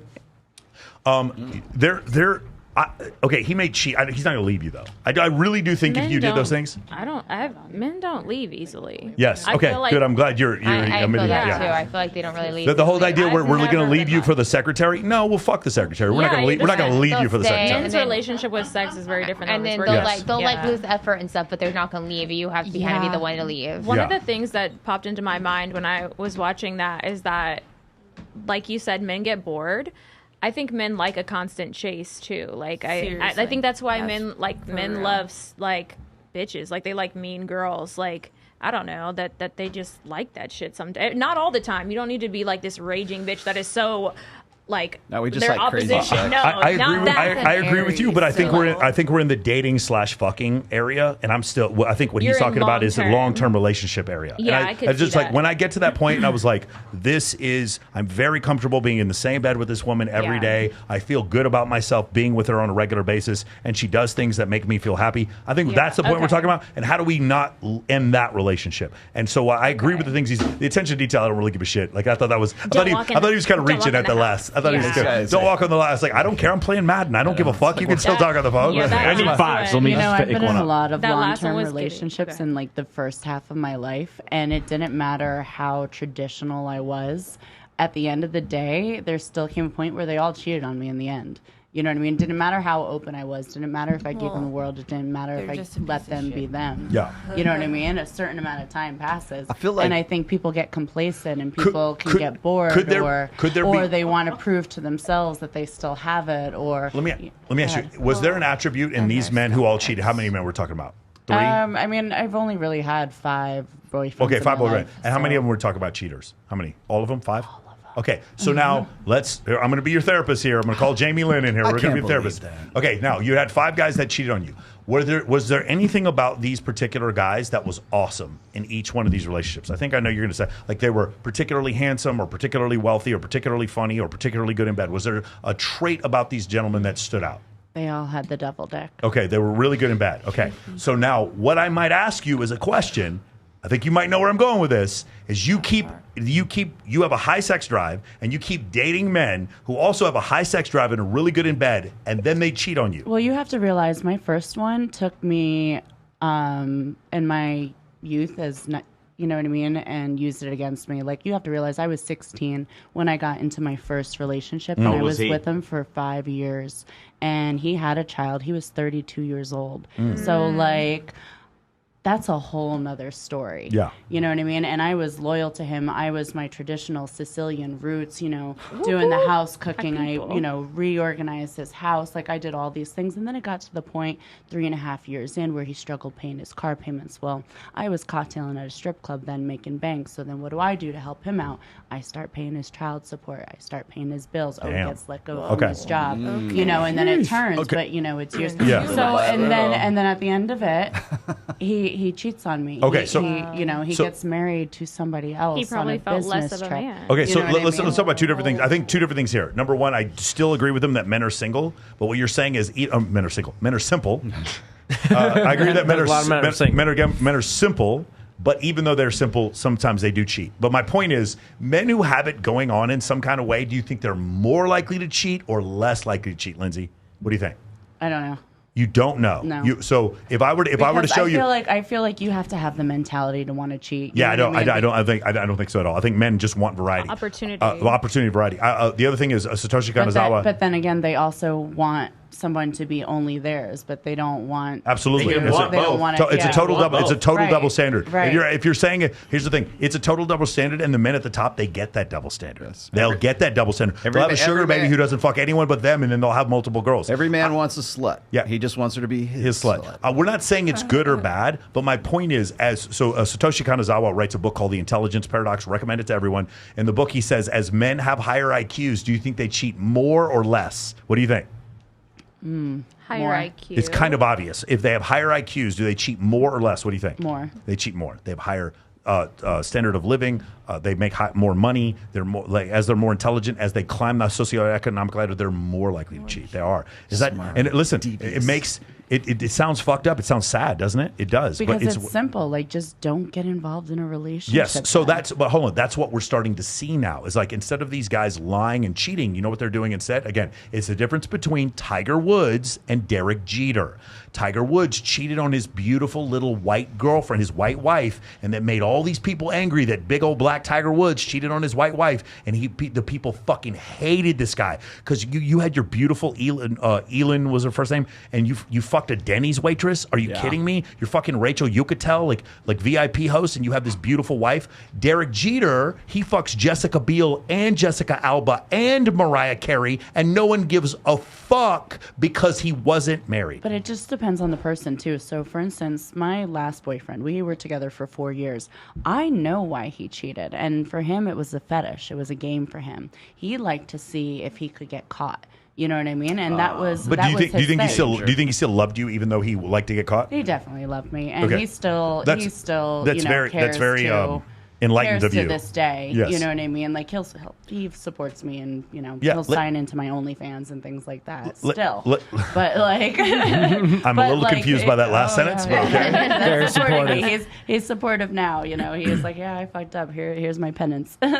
So just going back to what you said, like, I think He's like, here's the tip. Yeah, right. Yeah. If you don't want to stay with him because he cheated, we understand that. But the thing is, like, you did at least understand that a man would cheat and still be in love with you. Yeah. Okay. Absolutely. Cool. Some women are confused by that. It's absolutely Well, you're talking true. to the girl who believes sex is sex. Yes. You know what I mean? Yeah, sex is sex. I don't believe in you monogamy. can decontextualize like sex. my first half of my life, I spent living monogamously. But you understand that's not most for women. me. Hold on, most women cannot decontextualize sex. Thank God, by the way. I mean, We'd all have so I'm AIDS. told, but Yeah, we'd all be living in caves if women could decontextualize sex the way men do. Women have a comfort and seduction process. Men do not have that. So I think men are far more complex than most women will give them credit for, simply because it's the sex thing. Like, oh, well, all you got to do is just spread your legs, and guys they're very simple, you know. But I think that sort of masks really more of a like. I mean, are all guys like complex? No, but like I think for the guys who are a bit more like hard to figure out, like women love a challenge, right? I mean, they want a guy who's like.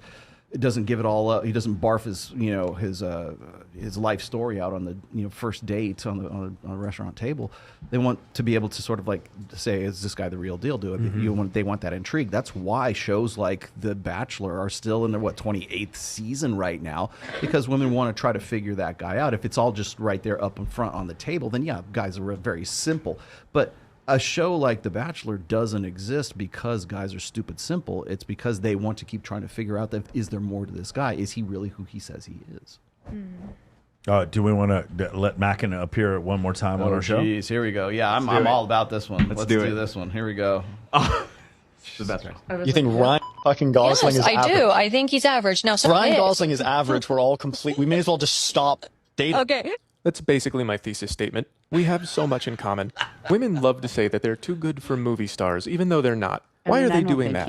Let's look closer. What does it mean to be average? If you think average means half above and half below, I hope you don't have an important job. Imagine there's 1,000 people with $1 and one person with $1 million. The average is $1,000, with 1,000 people below and only one above. That's how women perceive men. A few men are so attractive and many men are so unattractive that Ryan Gosling would be this pathetic little character. So nearly all men can be less attractive than Ryan Gosling, and Ryan Gosling can still be average, if that's how she feels. But it's not. How do we know? Because most men are less attractive than Ryan Gosling, and yet many men are in relationships with women. That would mean one of two things. Either virtually zero women are attracted to their husbands and boyfriends, or they are pretending to believe that movie stars are not good enough for them. Why would they do that? Validation. I'm working on a video about delusions that the different kinds of people have. I'm working on 1,000 videos. I promise Self-Maximize is coming. And one of the more common delusions from about here down is to pretend that attractive people are not good enough for you to make yourself appear more attractive. I've heard people say, for example, that Margot Robbie is mid. This came up with Safe Search on moderate. And since men rate women pretty fairly, that would mean half the women in the world are more attractive. I've been to LA, it's not that good. One rule that's worked out great for me is don't listen to what people say, watch what they do. So when people say things like this, walk down the street. For me, he would be average. Don't take it seriously. Instead, check on who they're dating so we can avoid these feelings. You think Ryan fucking Gosling is average? I do. I think he's I can tell we're going to be great friends.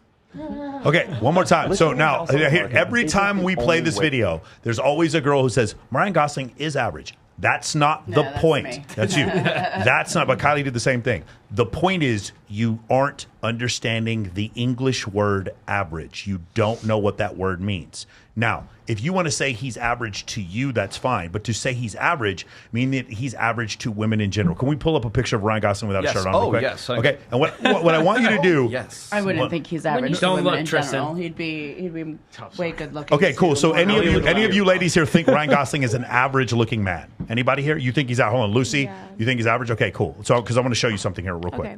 We're talking about looks, though. We're not talking about everything else. Okay, sure. This guy's Canadian. What the hell? He's also not my type at all. So No, it's fine. Really it's fine that he's not your type. But hold on. That's why he said. There you go. There we go. Average. Okay, so that's Ryan Gosling. You see that right there? Yeah. Now, what you're saying when we say average, do you understand? Average means that we would take the median of all men's attractiveness divided by all the men that exist. The majority of and you're saying that the majority of women on the planet would find him at the 50th percentile, not even the 50th percentile. I think it was the Barbie movie. Do you understand how outrageously ridiculous that is? Okay. Ryan Gosling is not again, I don't find him attractive. I'm a heterosexual man. But when I look at him, it's very clear to me that he is if we were to stratify men on Tinder, Bumble, Hinge, Hot or Not, whatever, he is going to be in the top 1% of the top 1% of men. So to call him average is just a cope that women are using to make themselves feel better. That is absurd. Or they don't know what the word average means. They think the word average, like again, Margot Robbie's not mid. By definition, she's not mid. If we were to stratify 100 million women and say, where does Margot Robbie fit on the attractiveness scale of 100 million women? She's going to be in the top 1%. At least in the top 25%, which again would make her not mid. These words have meanings, which is why it's so crazy when women say shit like this. But again, I've also seen it the other way too, where like guys like they'll bring a hot girl down because they couldn't get that girl. Yes. So they'll be like, there's clearly a girl who's a 10 out of 10. She's not that bad, but bro. she's like, she's not she's fine like that. She's all right. She's all right. Yeah. Yes, of course. So men and women both do this. So that it's a thing where she wears too much makeup. In order to get validation, you tell people that someone, again, that girl, whoever she was, the podcaster, had no fucking chance with Ryan Gosling. None. She could beg and plead. She wouldn't even get nothing. And for her to say she's average, in her mind, what's she doing? She's playing this little game internally. I'm better than him, which is, of course, nonsense. And so men do the same thing. They do it on the show. We've had 3 Miss Nevadas on this show, and the guys on the chat call them ran through hose. I'd also like to point out that Ryan Gosling is married to Eva Mendes, and I use this quite often. Eva Mendes was very famously said that she didn't want to have children. She was not motherly, didn't have that motherly instinct. Until she met Ryan Gosling. Now, all of a sudden, she wants to have babies. Not just have babies, his babies. His babies. Literally said, I didn't want to have kids, but I want to have his babies. And consequently, they have children together because she wanted to have his babies. He's hot enough and is, attractive enough to get Eva Mendes to change her mind about motherhood because he is that hot and she wanted to have his kid. So fellas, like, again, listen, Homath with much more wisdom. Again, he's totally correct about this. Women are saying this, and men are too. They're saying that someone who is very attractive is not attractive because it makes them feel better. Now, that's fine if you want to say that they're not attractive to you. But when you start using mathematical words like average, those words have meaning. If a woman were to say, I believe that Ryan Gosling equals the median attractiveness of men, that is a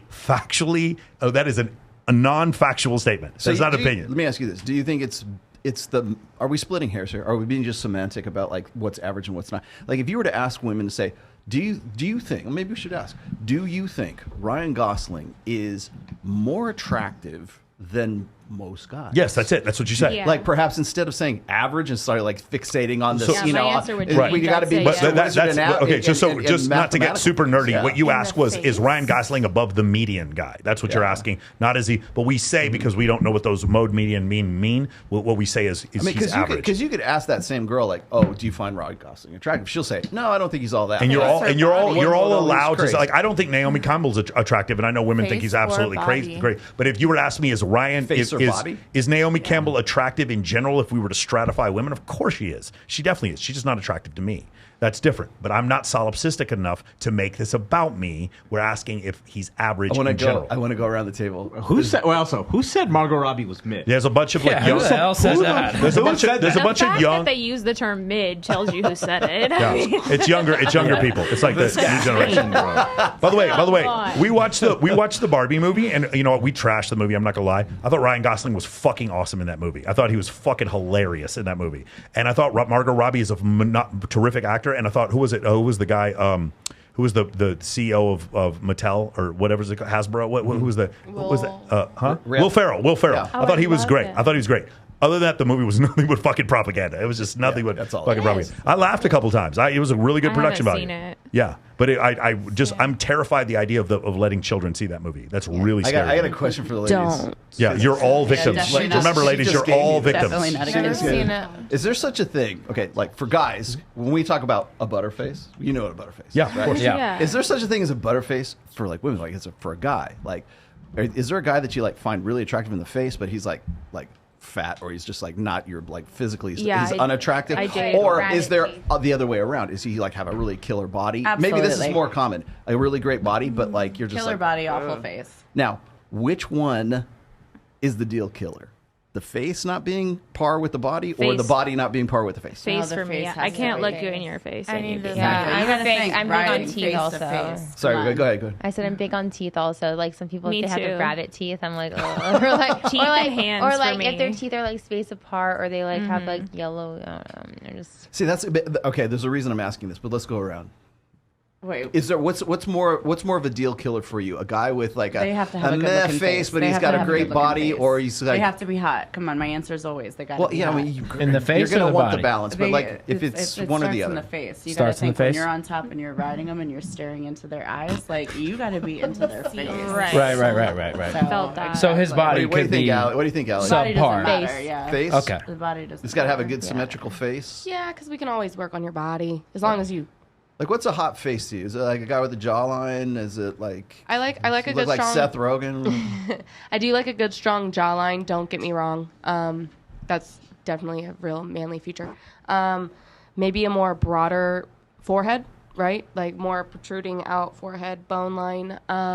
Neanderthals. You love Neanderthals. I think maybe I like them maybe the idea would be hunter's eyes. Like right here, like right here at the brow, it juts out because the eye is sunk further back in the face. Women, their eyes sit bigger in their head compared to men. Yeah, yes. I do find that attractive, but also like good skin just kind of tells that you take care of yourself, right? That goes along with a good face.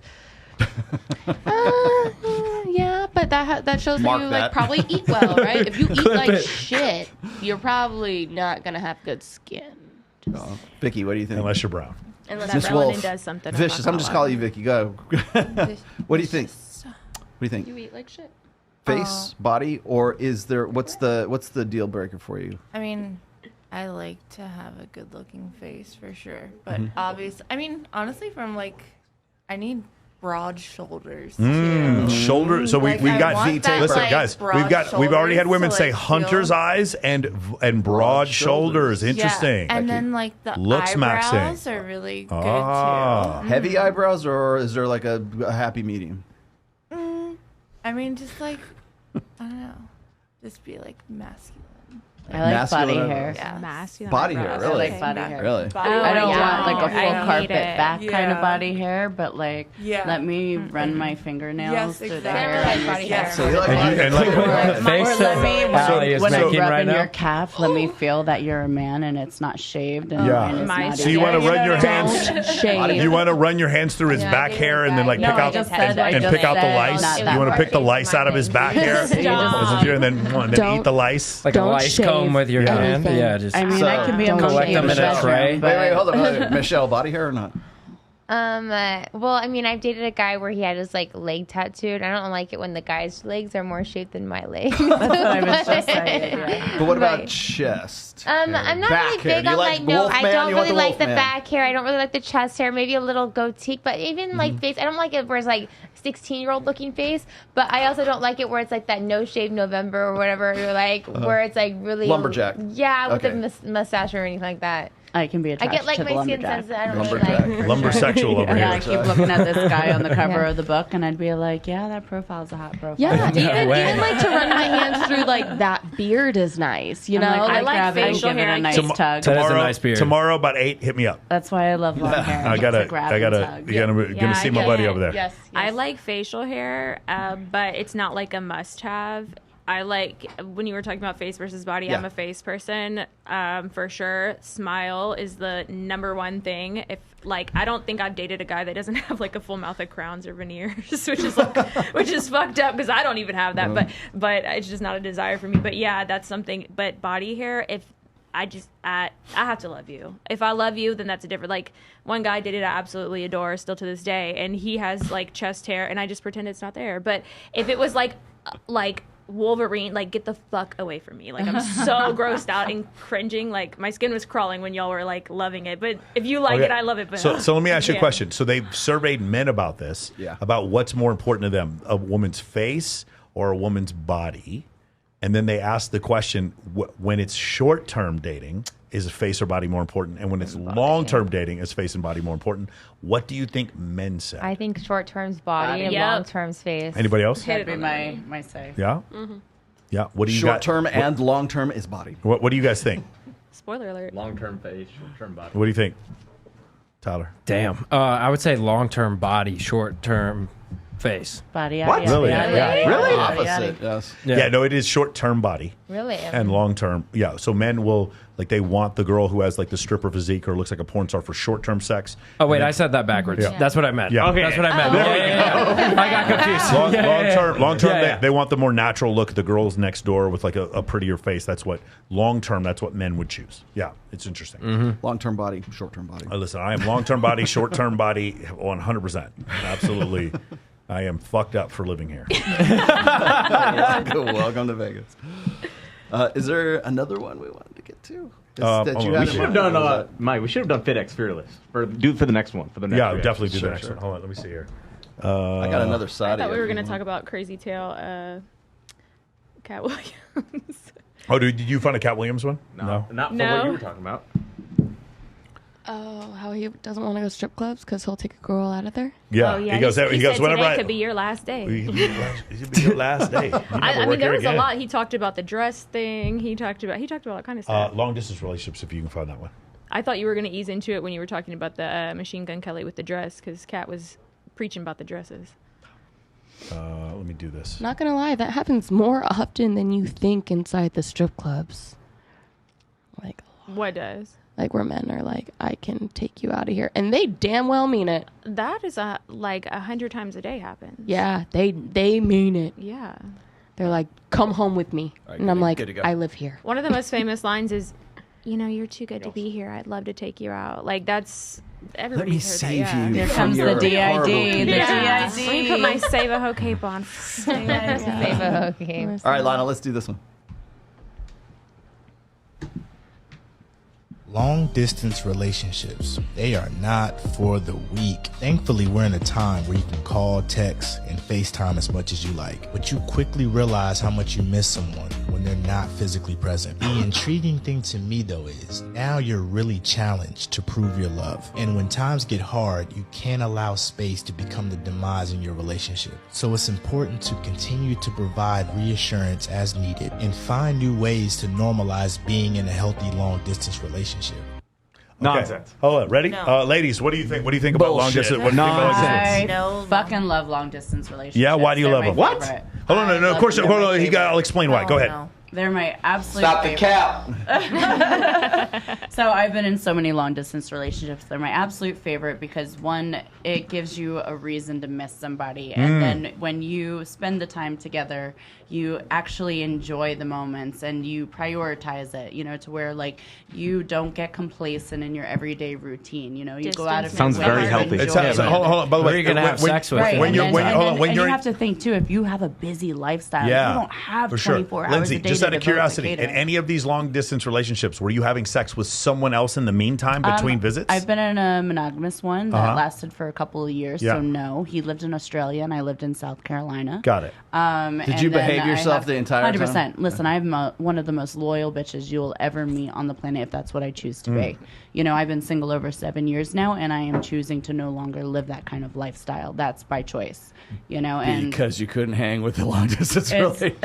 no, not at all. I love them. So now I have multiple people, you know, that are long distance that I'll see, you know, maybe once every couple months or something. But each time we meet up, Just rotate like through. our time is, well, you got to think I have people in my life that have been in my life since 18 years For sure. old. For you sure. know, that's a long ass time. So Yeah. if somebody's in your life that long, like they're going to be in your life forever. They're for lifers now. Michelle, you know, what do you think about long distance relationships? I don't know. I've had, before I moved out here 6 years ago, I was in one. Yes, that's why I was asking you. I remember the I was story. dating the guy for like 6 months, moved out here. We made it work for 5 years, but. Really? What were some of the problems? Hold on. It was on and off. I dated some other guys. Let me ask you a question. You know several girls who are in bottle service that are married. Mm-hmm. Several of them that have moved here without their husband. Yes. What happens 100% of the time when they move here without their husband? Well, I mean, I don't know. There's like a lot of temptation, like not only like on our part, like a lot of guys that come in, they spend bottles, like they do save a hoe kind of thing. Mm-hmm. Like they like, oh, like if you like just go out to dinner, I'll pay you kind of for atmosphere kind of thing. You go sometimes because you're like, you want that extra 500, like all innocent. But then also like, I feel like in a way the guys kind of get more like, kind of like insecure and they feel like, oh, okay, like you're meeting all these guys, these rich guys, and they get in their head, they like kind of self-sabotage themselves, I feel like, in a way. Yeah, I can't imagine why they'd be insecure about that. That's crazy. Lucy. No, but then I feel like they cheat, like I don't know. Lucy, do you think long distance relationships work?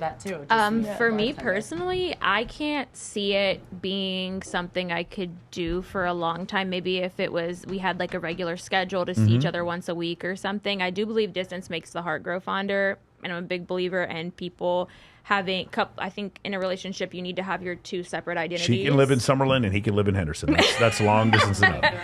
I don't want to see someone every single day. I don't actually desire at this point in my life to ever live with a partner again, or at least not in a regular sized house. Maybe it'd have to be big separate rooms for certain reasons, whatever, just to have that distance. But yeah, I can't see myself doing super long distance or permanently. I think I'd have to have something a little bit closer, but I'm never say never type of person. Vicious. So. Yeah. That would never be a thing for me. Like, I want my person there with me, and I just want to do life with them. That's my girl. That's like what I want. I want them to be my best friend, and I want us to do everything together. So like that's beautiful. I mean, if you're gonna commit yourself, like commit yourself to the fullest. Do it with passion, 100%, or not at all. I do love seeing my partner every day if that's what we both have the time to do. But also, if your job calls for you to be in a totally different state or on the other side of the country, then okay, we can make that work too. Sure. Right? But By the way, I'm excluding. We are married and have kids and live in the same house together. You have to make that work. That's different. Yeah. We're not talking about that. We're talking about everything else before that. Now, do I think that long distance relationships can work? Yes. Do I prefer them? No. But it, like she said, it's really Electric Barbie here. She has said that it does. It's really nice when you guys finally do get together, right? And it's like kindled, and you're like, oh, I missed you so much. All right, so this video is about normalizing healthy long-distance relationships. Healthy long-distance relationships is like more accurate astrology. It doesn't fucking exist. I want to die after the end. Listen, guys, listen to me. Listen to me, guys. Not only do long-distance relationships not work, they're not even real. You guys don't understand. Let me explain to you how men and women receive their validation. Women receive their validation through attention, and men get their validation through sex. And so now we're in a long distance relationship and we're doing the 3.5 hour FaceTime calls. Who's getting their validation and who isn't getting their validation?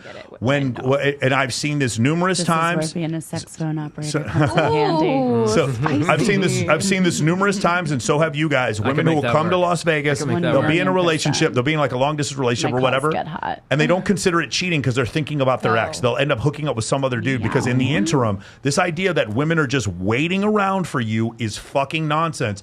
And they will rationalize that they're not cheating on you when they're hooking up with other people. No, men get their validation through sex. Women get their validation through attention. And so a long-distance relationship, a woman still gets 100% of their validation, and the man gets it doesn't get any. And that is part of the reason why this absolutely does not work. 75% of the men, when they came back from World War II, had to find new fucking wives because their wives had babies with other people or they had divorced them. Long-distance relationships do not work. Long-distance relationships are worse than being in the friend zone. Worse because What's it's the point? Exactly. It's just painful. Now, and like what? If you want to define one subject, one topic that would like make Rollo Tomassi absolutely insane, this would be like, oh, let's normalize long-distance relationships. Because I have written so fucking extensively about this from book number 1, actually even before book number 1.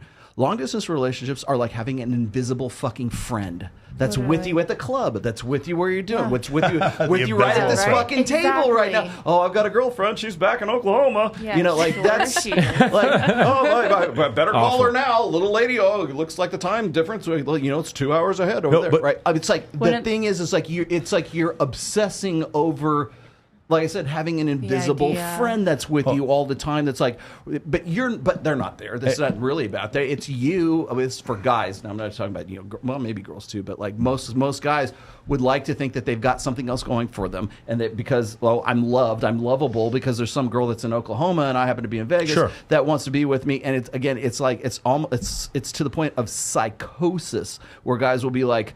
Sorry, I can't go to that. Why, bro? Why can't you come out and have drinks with the boys? Why can't you? Let's go shoot pool. Let's go. Hey, it's Vegas. It's whatever. Not like your girlfriend's waiting at home. Yeah, exactly. And so what happens is, but they gatekeep for themselves, right? They self-police themselves because they go, well, I wouldn't want to cheat on her because I know she's not cheating on me. Bullshit. She's cheating on you at university. The normalization of long-distance relationships is the reason why men are paying for the girlfriend experience on OnlyFans. Exactly. Okay? Because we have normalized this, there are millions of men, maybe not millions, but a lot of men. Well, maybe it is millions. A girlfriend experience. We'll go in that in a second. I can tell you all about that. Okay. So the reason why, like, go ahead. There's.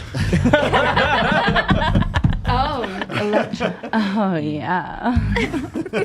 So earlier today, I had a guy text me, and he wanted to know what I was doing. And I told him I was just sitting at home, minding my own business, watching a movie. What are you wearing? He wanted to know what I was wearing. So I showed him, and then I slowly unzipped my onesie pajamas to show him that I had nothing on underneath. And then put your left hand under the table. Yeah, keep going. Keep going. He said, "Wow, that's so hot." And I said, "Oh yeah, is it turning you on? Show me more." And so he did. And then once he saw that, I got turned on. Now what are we doing? My nipples started to get hard. And as they got hard. Demonetized. All right, beautiful. So Do I owe you money? The girlfriend Am I supposed to pay you now? The girlfriend experience, vicious. The girlfriend experience is basically like instead of hardcore guy-girl porn, it's the whole like, what would it be like if you were going back and forth with your girlfriend? My point is, because we have normalized this, men are getting married on World of Warcraft to women they have never fucking met. Men are. What women are on World of Warcraft? I was an undead rogue. Yeah. Nice. Because of this, men are talking about their girlfriends that they've never actually met in person.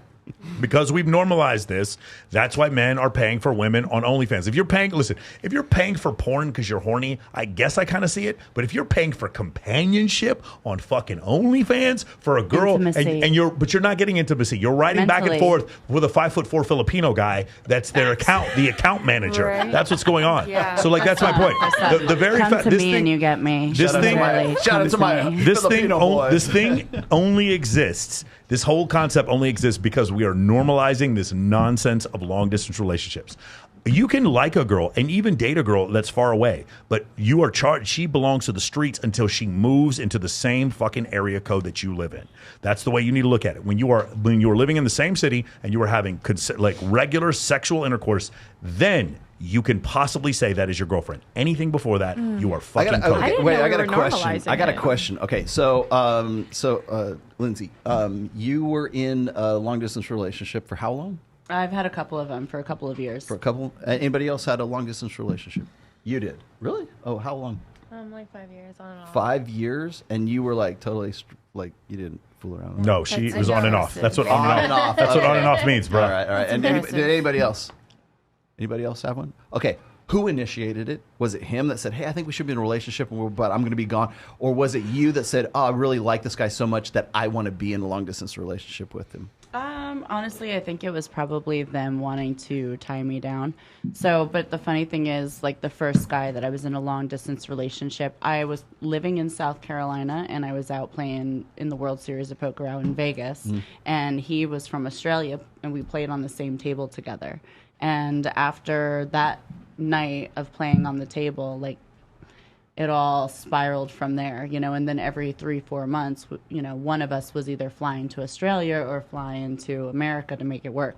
Like at that time period, my phone bills were $1,000 a month. Wow. Crazy in my early 20s. But he was the one who said, hey, I want to be in a relationship with you. Sorry, I live in Australia. I can't remember. Honestly, it was so long ago. And then the other guy, when I first moved to Vegas about 10 years ago, he was a lawyer out in LA, and I met him at a strip club out here. And it was like the most fun, hilarious night. And we connected, but, I'm doing my thing here. He's doing his lawyering over there. But it was an easy transit, to where sometimes I would take the Greyhound and, go out. So you were still saying occasionally, but as far as like who initiated it though? Do you remember? I can't remember. I might be able to send him a text and figure Who out. initiated your Let me send him a text right now. With mine, I was living in California before I moved out here. So we were dating for like 6 months, both like in California together. And then I decided to move out here. And then he would come out on weekends sometimes. But did he want the relationship? Or why didn't you just break up? Because he was like obsessed with me. I don't know. Okay, so he wanted it. I was only supposed to be here for 6 months, but 6 years later, I'm still. So I'm of the opinion that it is mostly guys who want to initiate the long-term relation or long-distance relationship because they're like, I will never get as hot a bitch as this girl right now, and if this is what I got to do, then this is what I got to do, and I want to lock her down, even if it means that I got to do it like from another fucking country. I just sent a text. I'm gonna hopefully hope he responds. Do you think it is mostly guys who are initiating long distance relationships? Not only is it mostly guys who do that. Self-defeating. It's almost always women who want an open relationship later on in the relationship. Like they want to like bring people in and become swingers. It's women who want that. It's like no, of course. I totally agree. And I'll tell you one other thing. I'll bet you it's mostly women who break up at the end of the long distance relationship when it turns out to not work out. And the reason why is because she caught feelings or had sex with someone else. How did it end? Which one? The either one from Australia. The monogamous one. They were all monogamous. Any relationship I've ever had has been monogamous. Mhm. So the one from Australia, he officially picked up and moved to live with me in my house in South Carolina, and then about a week and a half into living with me, we were like, this is not it. So Wow, yeah, that's so then that That's was crazy. It. So the went fantasy back was to- better than the reality. Yeah, it Got was. it. Yeah, it was. I've heard that you need to live with you should live with your partner before you get married for like a certain amount of I years. agree 1,000,000%. Yeah, it takes 9 months, in my opinion, of living with somebody to really see their true Yeah. colors, and then once you see their true colors, you can really decide from there if you're capable of living further on. But it takes 9 months. It's in my different when mind. you're seeing like someone when they're set up to see you, like on Yeah. FaceTime, like, oh, you look this way or you do this, and then like you're seeing them like wake up and like scratch their ass in the morning Yeah, and you like smell their farts in the next day, and then yeah. you're like, all right, maybe. I'm sorry, maybe baby. this And then with the other, and then with the other one, They get too It's comfortable. it's been a year and she hadn't killed any of my cats, so we're doing all right. That's how you know a woman loves you. If like you can fart around her, and she's like, or she can fart around you. Most women Oh, won't fart and around then a with the guy. other Guys, one, will, he's guys like will my fart best around a friend girl, now. but women will not fart around a guy unless they're in love with the guy. Yeah, that's True? Yeah, super true. Yeah, I think so. See? Most guys will be like, But Who broke up? Who broke up? You or him?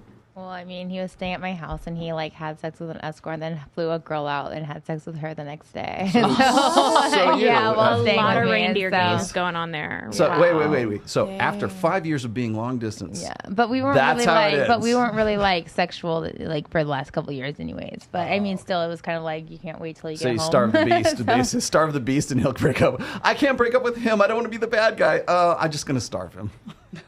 I mean, there was a lot of other layers to it, but But is that not how it happened? Were you, well, did I you mean, do it? Did you do it on purpose so he wouldn't move I out? left him for someone else. I started dating someone else. He just never left. He Yeah, stayed. The dude she kept trying to break up. She's told me the story before. Yeah. She kept trying to break up and he just wouldn't accept it. Yeah. And she wouldn't. And like Always what happens. So my he had to car get broke, the so then I hand. borrowed his car, and then he was like, "Well, you have to be with me." Like, I mean, I don't know, but then I bought the car Okay, from so he him, was so there's no psychotic. ties to it. Mhm. It's just a lot, yeah. He was very That's happened to he was me very every clingy. single relationship. Oh, that's how and relationships end with you, Lucy. I've had 4 restraining orders on 4 different people. It always. I'm like, Jesus. I feel Whoa. comfort that that's. Yeah, there's a tattoo on her wrist that says voodoo clam. So I'm guessing restraining order vagina. That's what it's called. No, it just I never. ROV, Oh, yeah, there's a restraining snort. We always order get one vagina. Sad that I'm happy to hear something similar. Like, Beautiful. Awesome. Hey, let me read some super chats here real quick. Marriage causes divorce. What do you think of psychological attachment styles? Secure, avoidant, anxious. Does anyone know their psychological attachment styles? I don't know how much science is behind this. Is this?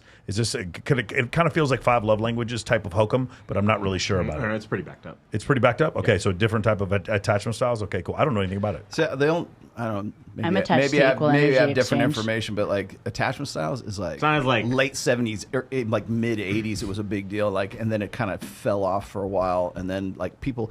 The thing is about like certain like psychological trends. It'll be a big deal for a little while. And it's like, here's how you raise your children. You need an assertive style of raising your, and then it'll like just disappear, and then it'll resurface like 10 years later because like what's old is new kind of thing. And it's like those are like Maslow's like hierarchy of needs. Like Yeah. that was like back in like the late 60s, early 70s. But it'll just get reheated like when people think it's like it sounds like it's something new and I've fresh. done a lot of psychological studies proving that like it is very much backed up. It's almost as backed up as like the Big Five, and we know that's like one of the most constant things in psych. So what are some? So what are some of these examples? There's Secure, Secure, avoidant, attachment, avoidant. anxious. secure, attached, and avoidant. There's really like two. different There's complications. there's clingy motherfuckers, and then there's normal people. There's insecure avoidant, secure avoidant, secure attached, and insecure attached, right? Yeah. Yeah, like, look, every relationship I've been in, I'm like, if you want to leave, you can leave, but I'm really happy to try to make you happy. That's it. Like, I'm never going to try to keep anybody there. And that's probably because that's what I learned from my parents. I don't know. I'm pretty similar, but I attribute that to growing up with so many men. I think that's like more common with men. Yeah, you have 5 brothers though. 5 big brothers, yeah. Big You're and the youngest? I'm the youngest. And they're much older. So it's like I damn near had a bunch of dads. Because I wouldn't want to date you because they like probably beat your ass. They're all huge, too. My youngest brother is 8 years, and then we're each 8 years apart. I don't know what kind of shit my dad had going on, but every 8 years, he made a baby. Wow. So they're much older. Like 3 of Time them. to get after it. Yeah, 2 or 3 of them were older than my mom. Here's another one. Do women who sleep with their partners on the first date have some sort of psychological issue, like anxious attachment style? No. I just want to know if you're good in bed. Yeah, why would I wait? I don't think Why that's would I the fall case. in love with you and then be like, this dick sucks? I'm not doing that. See that right there is like why I hate Jordan Peterson so fucking much. Because it's like for these guys, it's yeah, exactly. Because sorry, we have this debate all the time. Yeah, because it's like no, women like to fuck. Can they just like to fuck? Is that okay? Like alpha fucks, beta bucks. Like it doesn't have to be some cosmic, the universe like opened up and the angels sang and the light shined down kind of thing. Just be horny. I wouldn't want to have meaningless sex. Women like to fuck. Man, they do just like you. It's they hard like to to find a really good lay, right? So if I find one really good lay, I might just keep coming back to that. Like, I'm gonna knock on your door every once in a while. Like, hey, I kind of need something. Yeah, Can I borrow a cup of sugar? Have you met my 2 single sales associates right here at Men of Action Mentoring? Have you They met both both have of them? doors? They both have doors. We have. I actually cooked them dinner the other You night. cooked them dinner? I did. She did. Yes. I did So cook you them went to dinner. knock on that door. Got it. What did you cook? Sugar. What did you cook them? Short ribs, I think it was. In the air fryer, and it was actually really good. How are you not Air married? fryers are magical. Yeah. I love it. You know what? We didn't want to. We were in the high rise, right? Didn't want to stink it up, and freshly moved in, not a whole lot of pot and pans. So yeah, we utilized and learned how to use an air fryer. You did your big one, sis. You did that. I learned how to use it. We ate some bomb ass See, guys, ribs, you is what we have did. female friends, and they come cook shit for you. Like I said, man. Wow. MOAmentoring.com. Wow. Doors always open. You have a bright women that future love as a to cook, trad love wife. to feel, or have a guy they can awesome feel when safe the around man just to cooks cook for for. you, too. Wait. I said, but I'm like a sucker for a man that cooks for me because my dad was a cook and like he would always cook for my mom. So like when my guy cooks for me, it's just like I love it.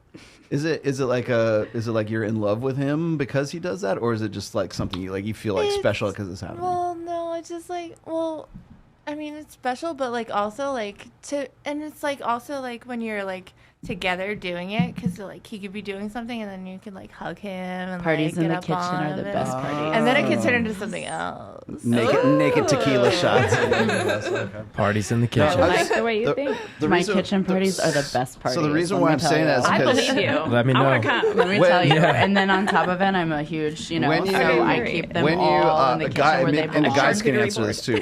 When you Let's make go. food for somebody, I'm not saying you guys have, but it's an act of love, is what it is. Creating food, like making food, is I'm an act of Southern love. and Sicilian. That's like religion to us. Well, it is, but think about it from a psychological level. Like if Yeah. you're feeding someone, you're interested in keeping them alive, right? You're like, here, have some food. Here, I will share my food with you. Exactly. I have I mean, it goes back to like hunter gatherers, where everyone would share the meat, right? I mean, it's the same thing. I'm interested in keeping you alive.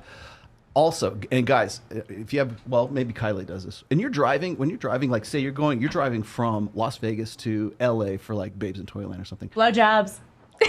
That's an act of love too, but that's not where I was going. That makes me feel as good as a dude cooking for you. You should have at least one per hour. All right, thank you, sex worker. Okay, does Kylie feed you food when you're driving? Yes, but she also feeds me food. Besides crumble cookies, She feeds me food when I'm playing Madden too. Okay, but does she feed you? Does she feed you one at a time food, Yes. like McNuggets or some shit? Yeah, like sometimes, nuggies or she'll something do that, like yeah. that. Okay, because I have this theory. This is like some stupid. Like this is a stupid theory, but I think that if women feed you in any capacity, especially when like I'll be driving along, and my wife will give me food, right? Because I'm driving. She wants me to stay on the road. Don't kill us. But we'll be standing at a standstill at a red light or something, and she's still feeding me food. Does it mean more to you? I'm going, I love you. Because that's to me, that's like that's like I just want to. It's like the act of actually feeding someone is an act of love. Beautiful. Malachite says long distance relationships are like crypto. That's funny. And then Malachite says if you can't smell them within 24 hours, it's a long distance relationship. Yeah, I agree with that. Yeah, you're invisible. Okay, guys, friends. like just understand. this is going to sound really bad, and I don't mean this to sound bad, but like when you start dating someone, they're all for the streets. They just are. This is the healthy way to look at it. They're just like, they need to prove that they need to come up from off the streets and they want to come into the house. In the beginning, they have the ability to do that. When you're in a relationship, you want to have a girl that's just kind of casual and she's long distance, that's fine. When I told Kylie what I needed in a relationship, she picked her shit up from Houston and moved to Las Vegas. That's the way it works. If she didn't want to do that, then it was just going to be casual. That's the way it should work. But this idea that we're in a committed monogamous relationship where she's out there bartending and I'm hanging out on the strip in Las Vegas is fucking nonsense. And you guys should know better. That's it. By the way, Kylie's the fucking GOAT. Yeah? Shout out to Kylie. Yeah. I love what she did with your apartment. Okay, I appreciate that. Thank you. I love that. She organized my PS5 controllers. It was really great. Everything. That's romance. Like you go inside and it smells like candles and it's all clean. It's always clean. A woman's touch. Oh yeah, she's great. You winner. Yes. And Really? I bought her a $1,400 Roomba. And also really nice hair. Yeah. Which nice. I liked her lots hair of the other day. things. Yeah. It looked really nice. Beautiful. I got Sadia here. These are some ones I put. Okay, beautiful. Let's do it.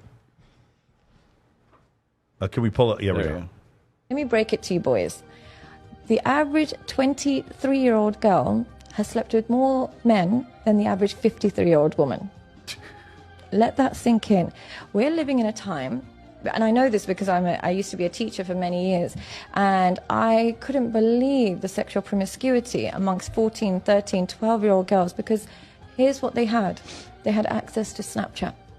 They could send nudes of themselves to older boys or whatever it is from the age of 11, 12, nudes or whatever it is. Well, it's technically child pornography. They would start so young. And they're living in an era where there's no negativity attached to sleeping around. It's seen as liberating. So by the time a girl is 23 years old, I promise you she's slept with more men than a 53-year-old woman. Because a 53-year-old woman grew up in a time where she was shamed for sleeping around. There was no sexual liberation. There was a sanctity attached to sexuality. A 22-year-old grew up in a time where Snapchat, twerking, wearing promiscuous clothes, going out, being on social media was all normalized. So if you think that, I'm going to be with a 21-year-old, she's going to have low body count. Guys, what world do you live in? What world do you live in? Okay, question. Why is it when I say exactly the same fucking thing, I get put on the Department of Homeland Security's most wanted list? You're a man, Rob. Why is it that when I say the same thing, I end up on an NGO's watchdog list, but when the pretty girl with the dark black hair says it, everybody... Oh yeah, that's what I want to. But do you guys agree with this? Yeah, 100%. Yes. Yep. Yeah, my grandma would always say, "Who would get the cow if they get the milk for free?" Mm-hmm. And I feel like back then, yes, it's like more traditional. You save yourself for marriage, but now with OnlyFans and like just everything out there is, I feel like it's more like. It's more I mean, just everyone.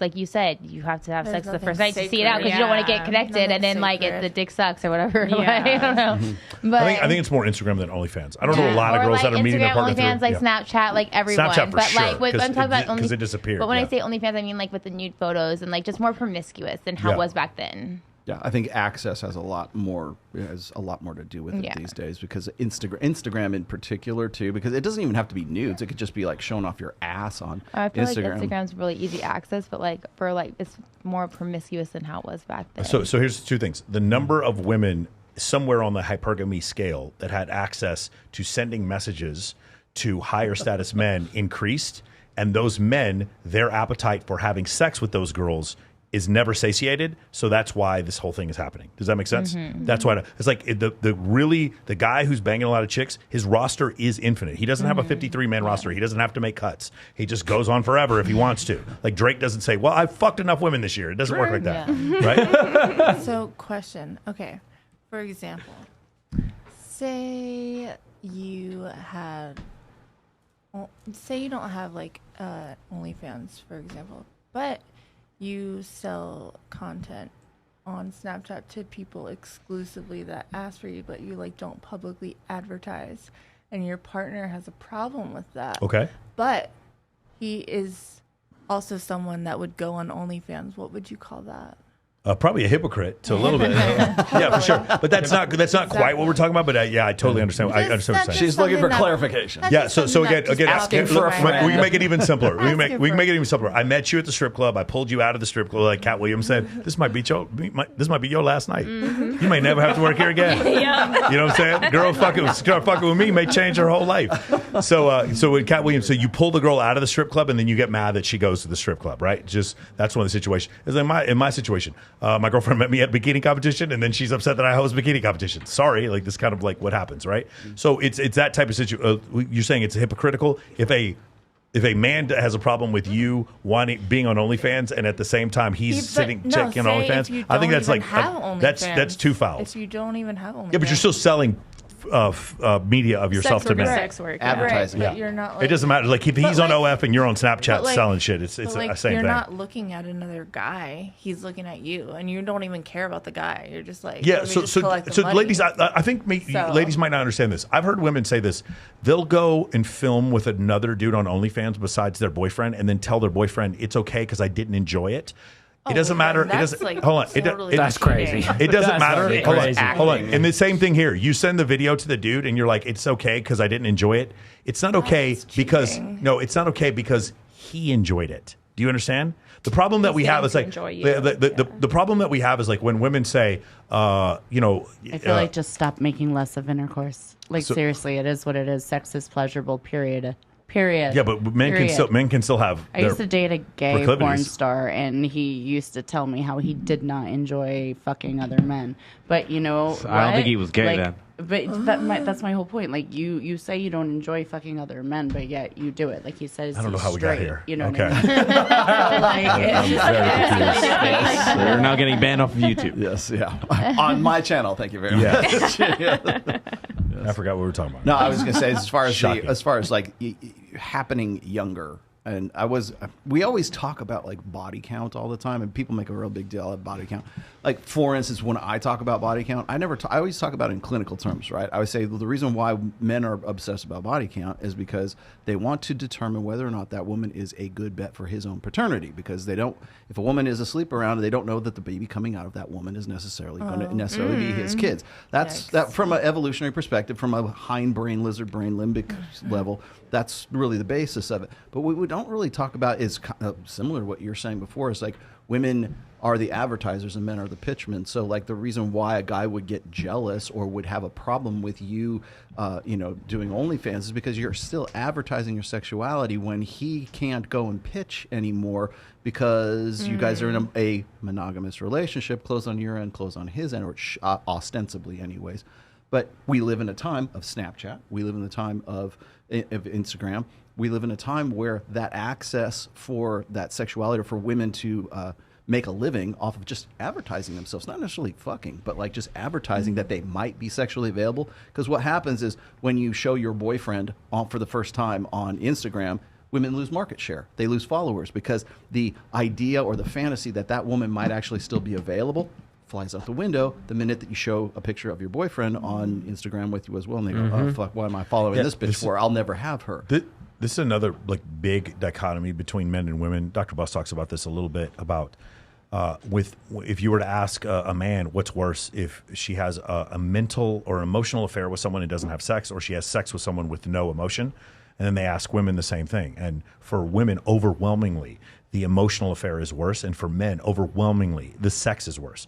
For if you were to tell a woman, you were like, "Hey, I went out and I met this woman, and we had an incredible time, spent the whole weekend together, and I think I love her, and we had sex and all this kind of stuff." That would be far more hurtful to her than if you said, "Listen, I was drunk. I think I did some blow. I was in a bathroom, and I think some girl sucked my dick." Like that. There's two different things. I think some girl sucked my dick. I think. But if you were to do the opposite for women, and a woman would say like, "Yeah, I started to have strong feelings for my ex," versus "I just fucked some guy in a bathroom." Remember, I'm your boyfriend, which means I had to work for it, which means the guy who fucked you in the bathroom didn't, which means your value is lower to me, because that's the thing. Women do not grasp this. It's like, it's not that you're making us wait for sex. It's the idea that you're making us wait for sex, but you didn't make the other guy wait. And as insecure as you may think that is key to like maleness. That is key to masculinity. This is the idea you're going to make other dudes wait, but not me. No, Drake gets the superstar treatment, and the girl's like, no, but I didn't want to be with him, and he's Drake. That is not a fucking excuse. Okay, I went on this other pod. I'll shout out to MOA. This other podcast I went on, there was this girl who said, because she was in a relationship, she said, if he didn't make me orgasm, it doesn't count. That's nuts. That's not cheating. That's wild. If he didn't get off, it didn't happen. If she didn't get off, it doesn't count. There would be a lot of virgins in this world. We're coming up on time, but I wanted to do one quick more round. Do you agree with what she says? Do you think that like a girl who is 23 years old has like what is she? How much did she say? They had like tons. She didn't say a number. She just said more than 53. I don't agree because everybody will like, especially people who are really anti-red pill. They'll fight you on this. They'll say, "Oh, those guys just exaggerate so much about how women's body count. Or they think that women are way more promiscuous than they actually are." And here you have pretty little Sadia what's-her-fuck, saying, "Oh, exactly the opposite of this." And that a 23-year-old woman has like a much like. Well, what I think she did two extremes though. So order of magnitude. I agree with her that like 23 and 23 and 53, 100%, but 23 and like 33, I don't. No, I think 33 has more. No. Yeah, I agree. I agree with that 100%. Yeah. But do you think that 53 is a different generation? That's my point. That's our point. That's the point. But the answer is before IG and after IG. That would be the difference. I would say so too. Yeah. That would be ultimate. Do you think that women are having sex earlier? Yes, absolutely. Yes. There's proof in the pudding with that, because I forgot the correlation, so forgive me for that, but girls are hitting puberty earlier. And when did you lose your virginity? I was 14. 14. When did you lose your virginity? It was my end of senior year, so like 16. 16. 4 days after my 15th birthday. I'm sorry, Mom. No, freshman year. Sorry, I was 17. Freshman year. Freshman year, so 9th grade. 14. Jesus Christ, 14 or 15. Vicky. Well, when did you lose your virginity? What age? 15. 15? I was 17. Bro, I was 19, almost 20. Got me fucked up. I was 14. You think anybody wanted to fuck me when I was 14? That is fucking crazy. I'll show you some pictures, bro. I had a friend's kid at 9 years old inform me of what a rainbow party was, and this was when I was in my 20s, and I was like, what the fuck? Oh, what? When a rainbow party. That's what I'm saying. So I know kids are doing it earlier. What's a rainbow party? So when they have a party at the house, you know what I mean, or when the kids come over, all the different girls wore different color lipstick, and then whatever guy was the prize, they added to the rainbow. Right. You get it? At 9 years old? At 9 years old. Yeah. When I was in my 20s. Wow. And so, like, I don't even want to comment in my Tristan, when did you lose your virginity? In my generation, 20? like 15, You said 14, 19, 15, bro. we were in the band room. 19. Shout out to White Rock Lake. So, Tyler, when did you lose your virginity? 14. 14, really? Oh my God. 17 here, but like. I think usually guys lose their virginity boys. much later than women do, just in general. Now, I'm Gen X. You were how old? 14. 14. Yeah. So, but you said 20. You were 19. I was 17. But which? No, I guess it's still 3 years anyone later. fucked me when I was 14. My It's hilarious. 8th grade girlfriend. Nobody was going to, bro. It was crazy. Yeah. Nobody. So statistic. And so I think one of the things is I think a lot of people there's a lot of people who want to clutch their pearls and say, oh my gosh, women aren't really that promiscuous. I'm like, every single girl at this table had sex before they reached the age of consent. I'm just saying. Yeah. So. Anyways, okay, I think we're at time. I think we're good. Hey, guys, so a couple things. Number one, ladies, any ladies who are watching this, if you want to come on a future show, please hit me up. If you are interested in coming to the FHM/Babes in Toyland charity, February 8th at the Sahara, the FHM Super Bowl party, please let me know. If you guys are interested in coming to the Maxim Super Bowl party on February 10th, please let me know. We're going to be doing that. We're going to try to do February 7th, do Access Vegas. So all the girls who fly in for Babes in Toyland, they do Access Vegas, and then we go do the show.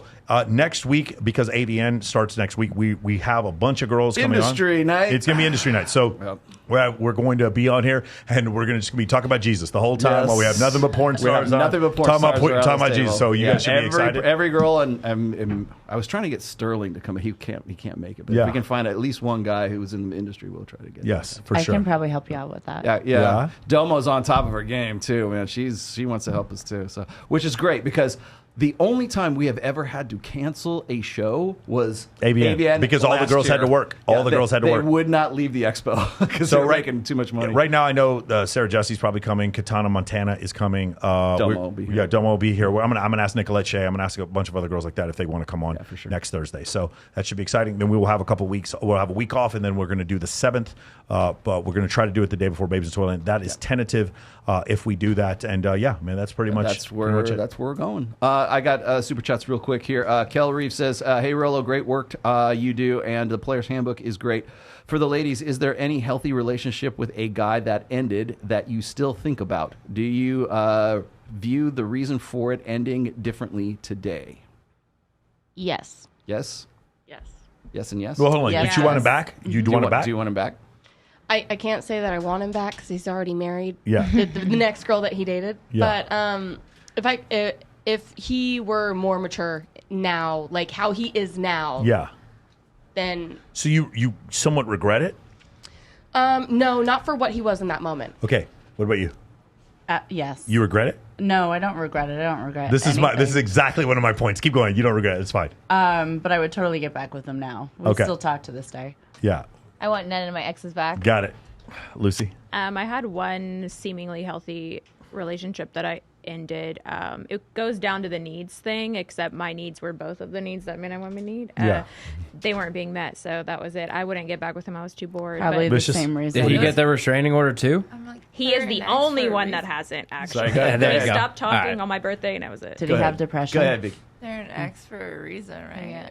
So this is my point, guys. Women will cheat on you. They will. Guys have this fucking weird idea that they're going to get revenge. Women will cheat on you. They will fucking leave you, and they will never regret it. They will never. Their mind will never allow them to regret it. So what you do is you go level up. You worry about bench press max. You worry about more money in the bank account. You worry about how many books you read. You worry about leveling Start up. acting different. You are never sit there and be like, she's going to regret that she broke up with me. They never fucking regret it. I have never seen them regret it, bro. You just get over it, move on. Just move on to the next one. You take your credit card out, right? Where everybody do this on YouTube, and you charge it to the game. That's what you do. And then you're fucking done. That's Chalk it up to the game. I got one baby. more here. Philip Smith says, when are we going to get Andrew Wilson and Michael Sartain to debate on evolution? I would be happy to moderate that one. Incredible. Okay, so I would do that. The problem is I got to study so much to do that, and I've seen the You're evolution just going to devolve into the evolution versus because I like Andrew Wilson, obviously. I do too. The thing is the evolution versus non-evolution. We're going to be arguing things where it's like, well, I believe in evolution because of X, and he's like, well, I don't believe in X, and then I was like, well, I believe in the creation because of X, and I'm like, well, there's no evidence for X. That's just going to devolve into that. The only thing with Andrew is I don't think we'd get into name calling. Yeah, yeah, exactly. It wouldn't be like the flat earthers. I understand why he doesn't believe in evolution because like there are gaps as far as like physical evidence, but there's not much. And the other thing, like here, ready? You guys want your proof for evolution? Do you have more or less close relatedness when it comes to genetics with your brother versus your great great great grandmother? What do you think? More or less? If I were to look at the gene of you and your twin brother versus you and somebody who's like 5 generations away, would I see more genetic relatedness or less? Come on, guys. Don't be More. stupid. More. The I answer's see more obviously close family. Yeah, the answer's obviously I think more. my mom more than my siblings. You and yeah. your mom share about on average 50% Yeah, alleles. yeah, Or no, my you and your mom parents. share exactly 50% Yeah. alleles, and you and your siblings share on average about 50% Yeah. alleles. Okay, so closer relatedness. Does that make sense? yeah. So if I were to look at all these different species, what I should find is things that are closer to relatedness should be on the similar branch of the evolutionary tree, and you find that with mammals, especially with chimpanzees that have 98.5% the same genetics as humans. It's not an accident that a fucking chimpanzee and a fucking human have 98.5% the same genetics. Can I just say something? Hold on, I have a 99. One more thing. You have 50% relatedness to a banana. Yeah, you do. So that's actually Yeah, true. you do. Yes, you do. So you have 50% relatedness to a banana, because we all come from one evolutionary tree that evolves down. That when you go backwards through time, comes to one single cell organism that existed probably around 2.83 billion years ago. I'm sorry. There's no way to argue. There's no reason why you would have an elephant and a hippopotamus share something like 80-90% genetic code. There's just no reason for that to happen. I can think of one. Related. What? Aliens deposited the genetic No, but here's the thing. Okay. So shout out to Prometheus. Shout out to Prometheus. Going with yeah. No, even with that, it would still be natural selection. A molecule. That's all I'm saying. Well, but even proto-molecule is natural selection. It's natural selection. Anyway. All right. You had the one freak in the bunch that, made it with the other, and there you go. Started a trend. All right. And with that, you can take us out. Oh, yeah, baby. You ready to go out? Or are you ready to come back in? Because we'll be back next time for the next best thing you've ever had. Thank you very much. We will see you guys next week. Remember, guys, everybody, stop what you're doing and respect women. Yes. Just respect the shit out of them all the time, everywhere you go. Respect women. Shout out to the blue pill. Let's do it.